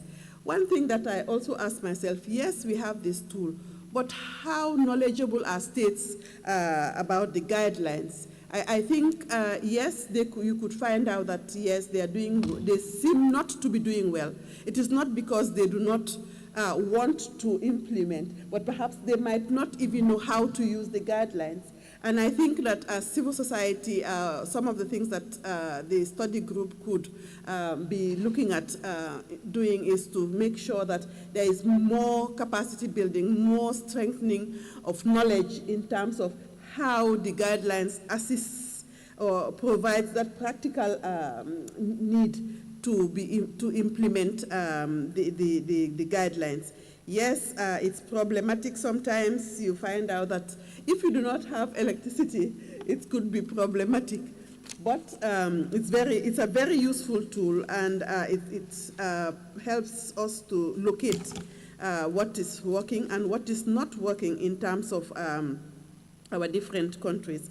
And it also, the framework already in the guidelines, I think the tracker, the tool, helps us to improve the promotion and protection of the freedom of association and assembly. Because if you want to promote, then you would be able to, using the tracker, know at what level a particular state is, and know where you want to, how you want to design your advocacy. And that helps a lot, because otherwise you would have to carry out a more detailed research to be able to make your intervention.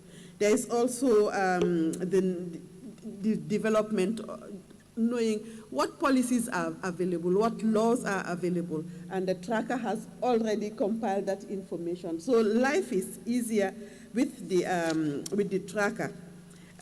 We are also talking about the rule of law. Yes, rule of law, using the laws of the land. But then there is also, we see in some of our countries, they're using rule by law, in which they devise laws to control protests, to control the movement of people, and or even the gathering of the citizens, the lack of the enabling environment. I think these are things that the tracker does help us to situate, and also to see how we could use them to be able to make interventions or interactions with our fellow civil society organizations, as we try to monitor and ensure that compliance does take place.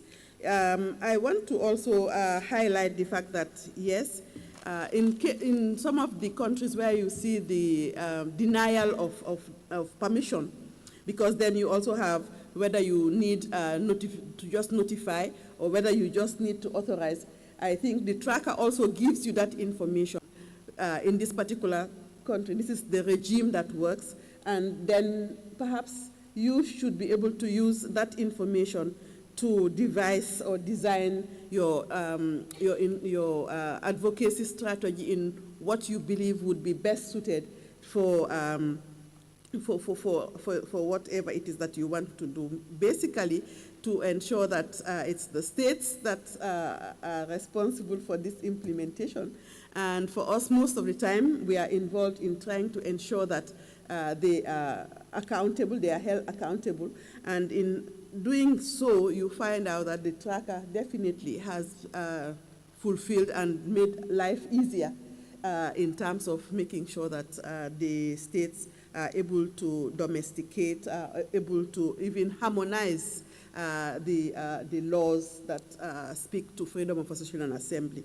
So I will just say that to conclude that yes, it is very important. It is a very important tool, and in terms of collaboration, it also makes life easy, because then the standards are already in the tool, and what you need to do is just to be able to say, okay, this is what I want to find out, and the reporting format should be able to give you the information you need to design your program or your advocacy strategy. Perhaps we need to congratulate ICNL on such an innovative tool, and perhaps there should be some training attached to it for its use, because sometimes some of us do have that, shall I say, fatigue of using technology.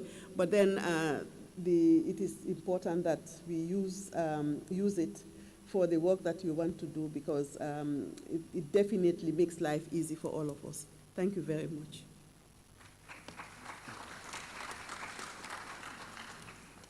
Great honor.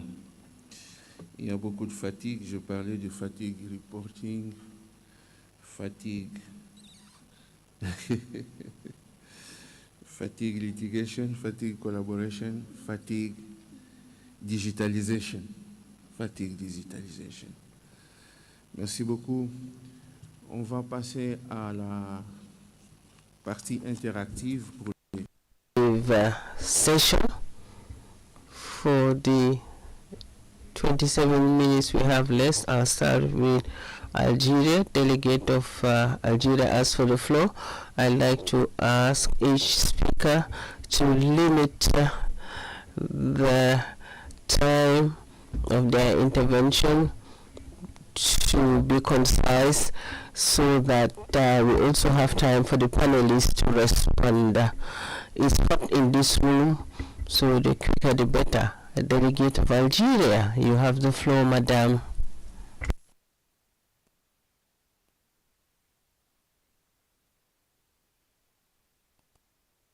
Présentation très incisive.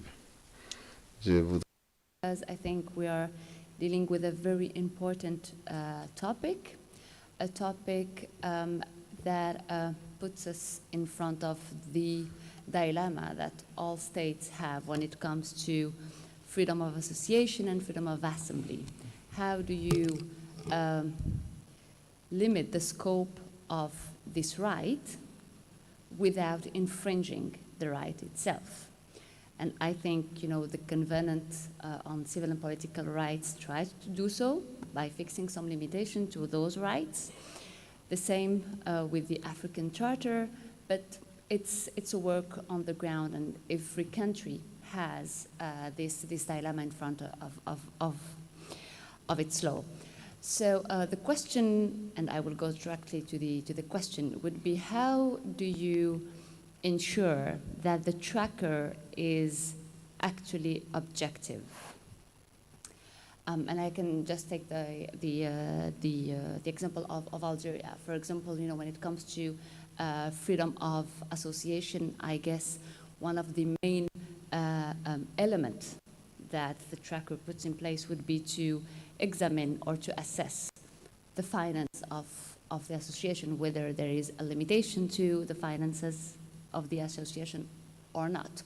In Algeria, we have a law, the 0612 law, and of course it has an important topic when it comes to finances, with some very specific provision when it comes to receiving foreign finances, which usually puts my country into countries considered to be partially implementing the law. But when it comes to the ground, we found ourselves that we are one of the African countries that has the most, the biggest number of associations registered.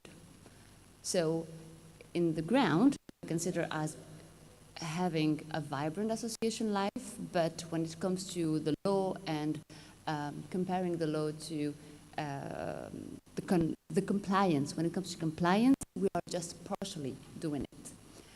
The same goes with assembly. And again, assembly, the one issue when it comes to the freedom of assembly is whether there is an authorization or just a declaration. In Algeria, it's an authorization, and we are going through a reform, revising the law so that it will become a notification and not an authorization. But here again comes the fact that, for example, in some European countries, it's a notification, but you notify the fact that you'll have a manifestation, and then those manifestants will face themselves with a very big security deposit in front of them. But in Algeria, it's just an authorization, and if you are authorized, then you are completely free to manifest. So at the end of the day, it's the ground that really matters. We in Algeria have gone through, you know, one of the most peaceful protests in 2019, sorry. It was very big, it was very important, it was very peaceful, but I guess the tracker would put Algeria as a country who is just partially authorizing assembly, but on the ground, we are one of the countries that really has succeeded in really having peaceful assembly. So again, this is the question that I'm really trying to put in place in front of the panelists. How do you really give the correct and the real and the objective picture of each country when it comes to complying with those rights? Thank you. Le rapporteur spécial sur le défenseur des droits de l'homme prendra en charge. Who is responsible for this matter will respond or address your question. Thank you for your pertinent question, Madam. We have taken due note. That is, this tracker exists so that it can assist us. I'll give you an answer later. I now give the floor to international organizations, ECOSOC and AU organs. Moise of ECOSOC, our colleague from African Union. Moise, are you here? ECOSOC. Moise Balagasi, are you with us, sir? He's not with us. National Human Rights Institutions. Nandi, Robert Atewa. Robert.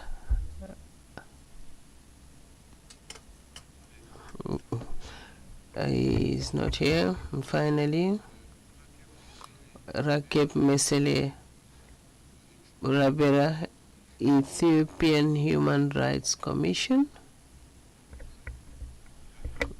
Rakeb Mesele, Ethiopian Human Rights Commission is not here either. We won't delay any further. People, these are the people who registered. Does anybody in the room want to ask a question? This is as clear as the spring water. Now, since nobody wishes to take the floor, except those who expect.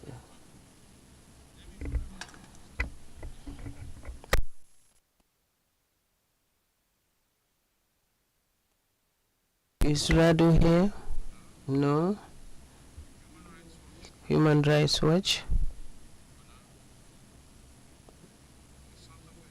Center for Human Rights. Center for Human Rights is not here.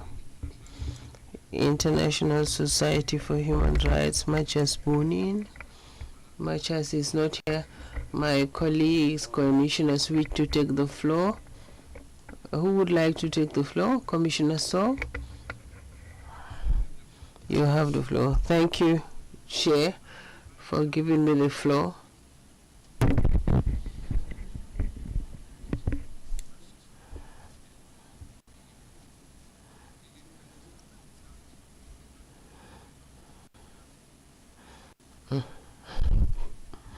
Thank you, Chair. I'd like to thank you for giving me the opportunity to contribute to this discussion. The theme of your panel is timely because we're still talking a lot about the shrinking of the civil space. I quickly wish to focus on two observations to highlight the difficulties that we have, especially in the implementation of the freedom of assembly. You know that at this point, the difficulty is linked between the obligation of the state to preserve public order and the other obligation, that is to allow citizens to fully enjoy the right to freedom of assembly. And in a lot of our states is a right that is violated. But the observation at this level is that normally the freedom of assembly should be the rule, but it would appear that there's a reversal.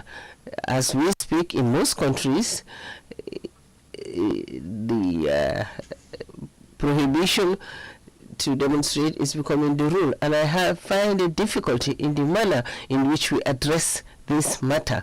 In most cases, civil society organizations which report the violation of this right just leave it at that. But there's need for advocacy, but it needs to have a legal perspective so that we can have jurisprudence on this matter, so that these matters are educated on. And when I speak to human rights defenders, they tell me it's no point. The judge supports the government. But I think that should not be an excuse, because there's no alternative to the law. And these matters can only be resolved through legal discussions, and that the judiciary should come into play. In countries where we talk about freedom of assembly, the judiciary should make a pronouncement very early in the day. So I think I want to urge, I want to propose that matters are taken to the court, so that if a demonstration is prohibited, a judge should be able to adjudicate as quickly as possible. I thank you very much, and for the ideas they were shared. Could speakers kindly speak into their mics? It's difficult for us to hear what the speakers are saying. Mohammed, and could he speak into his mic? The NGO colleague, can he ask his question exceptionally? So, where is he? Let's see, accuses us of shrinking civil space.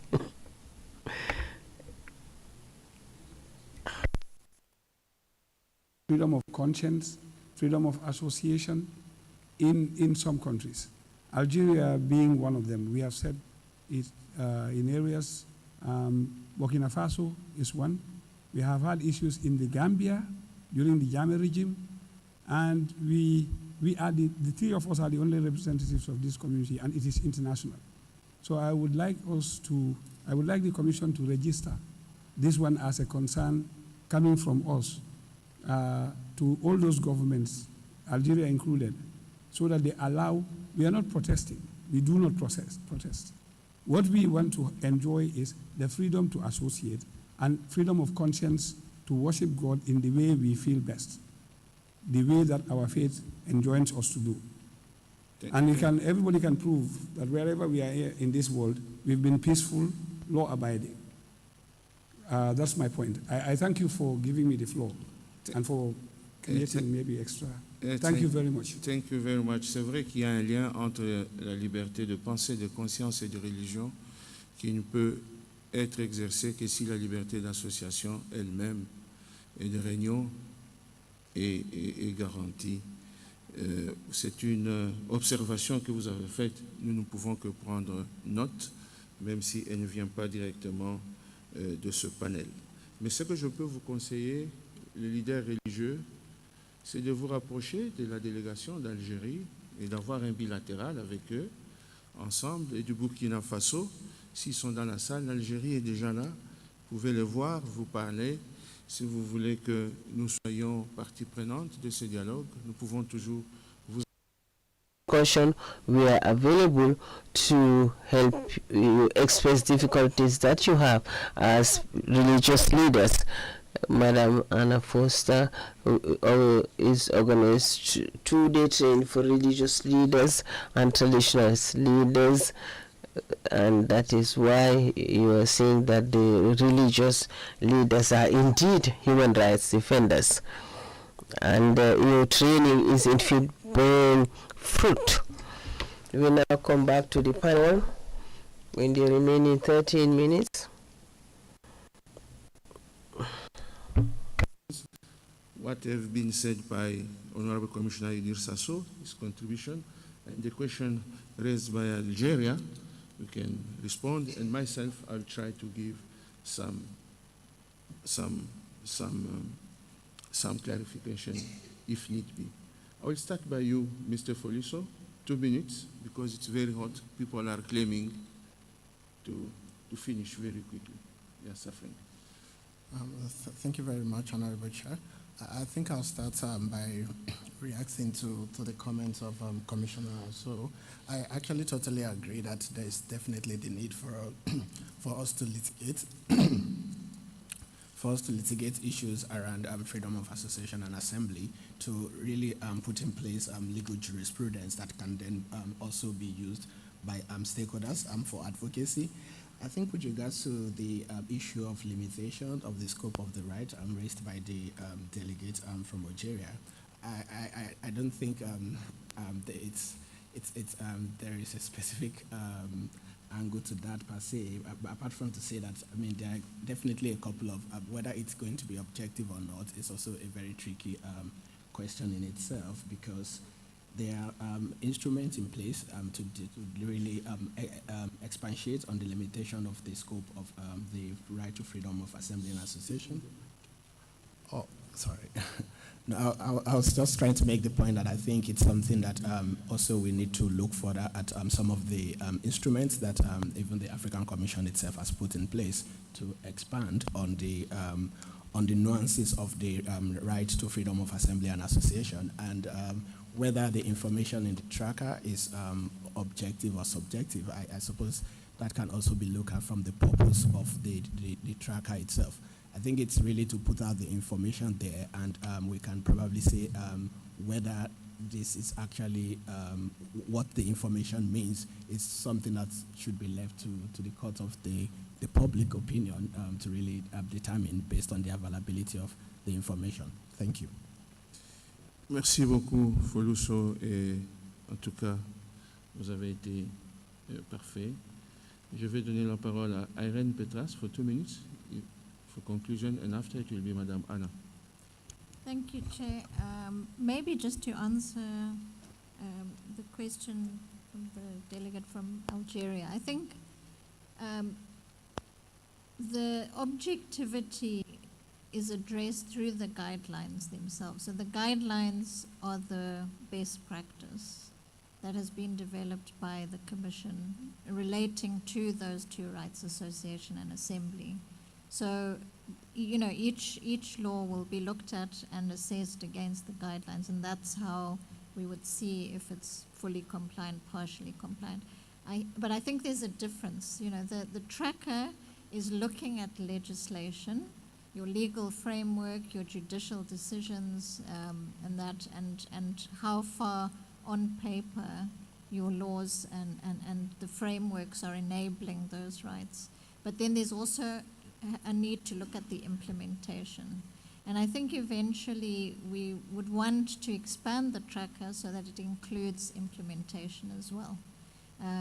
You know, this is the early stages. I think it's a useful tool for the Commission to receive information from state parties, from NHRIs, from CSOs about implementation practice.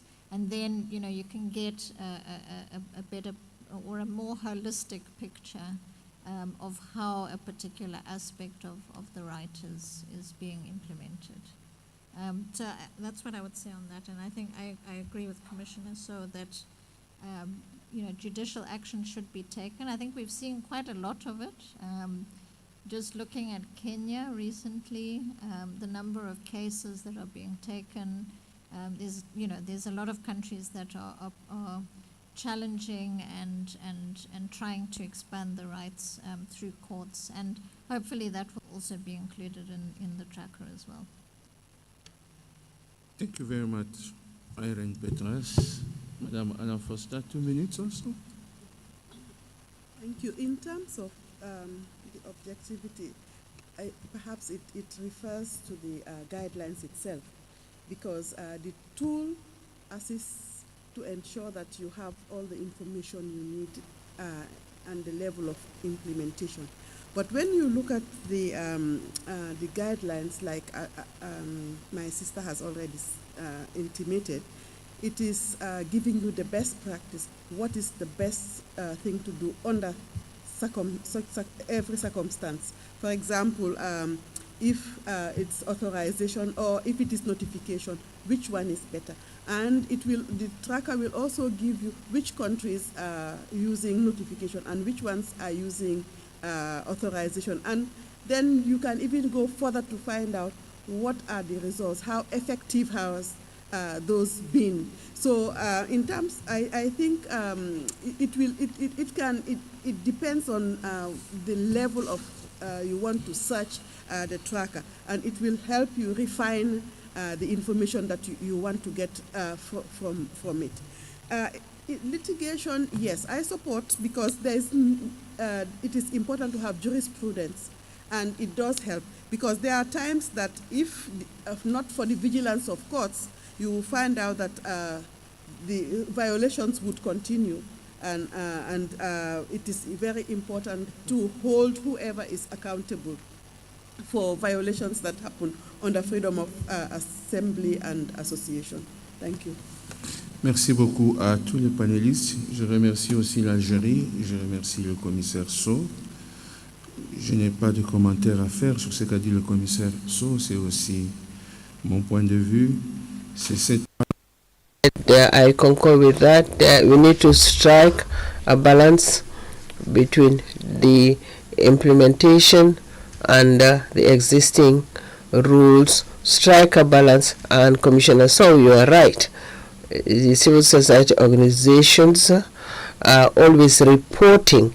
They should go before the courts, and there are laws to redress the wrongs. They can find their answers within the courts. The higher administrative courts are adequately equipped to address such matters, and this compels the judge to intervene rapidly. You stated this so clearly, and in addition to what I said, in the upcoming days, we may gather some jurisprudence, how judges reacted expeditiously and made rulings. Thank you for this brilliant idea. Algeria, thank you. It will be an objective tool. The only thing is the law, Algerian law, whether it's in conformity with the AU laws. That would be objective. But each state can be said you are in conformity and you are aligned with the international standards. That is our work. But we will never say Algeria compared to Tunisia, you are not working, you are not doing as well as Tunisia. We will never say that. That is not our rule. Because somebody else can say this situation in Algeria or Tunisia, and they can make a judgment. But a parliamentary officer can draw inspiration from that and say, let us prepare a bill on freedom of assembly and association, because I have seen that compared to other states, our laws are a bit wanting. That is also a possibility. Let us thank you. I propose that you rest assured that this is a transparent tool, and it is absolutely transparent. We showed you the tool today, the tracker. It will be finalized and fine-tuned by the working group based on what we did. And we know it is transparent, and based on what Commissioner Saul said, that could also enhance the tool that already exists.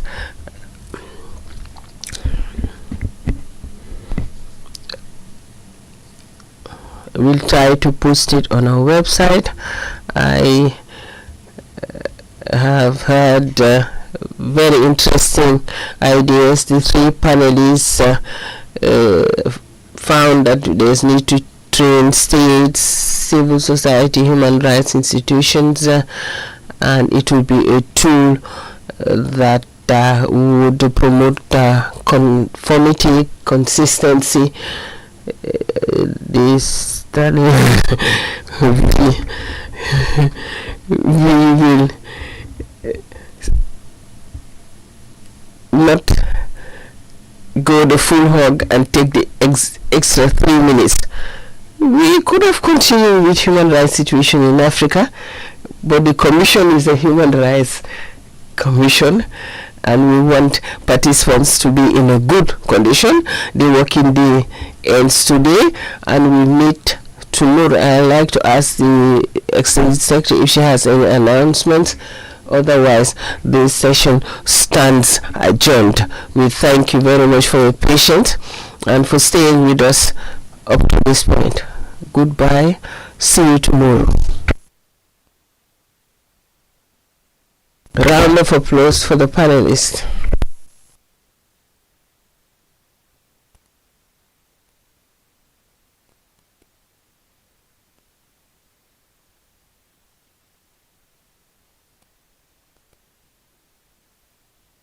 Of the 25th anniversary of the mandate of the Special Rapporteur on the Rights of Women in Africa, taking place now at Bakadaji Hotel. We have participants to whom invitations have been extended, and there are those participants who also had registered for this event online before the deadline expired. These are the categories of participants expected at the event. There are buses outside waiting to take the participants to the venue of the event at Bakadaji Hotel. We would also like to announce that there is a side event being organized by the American Bar Association as well as the International Service for Human Rights and Defenders on advancing the protection and promotion of environmental rights in Africa. Advancing the protection and promotion of environmental rights in Africa. It's been organized, and if there's anyone in the room from Defenders or ISHR, could you kindly give us the details of exactly where this event is taking place? Thank you very much.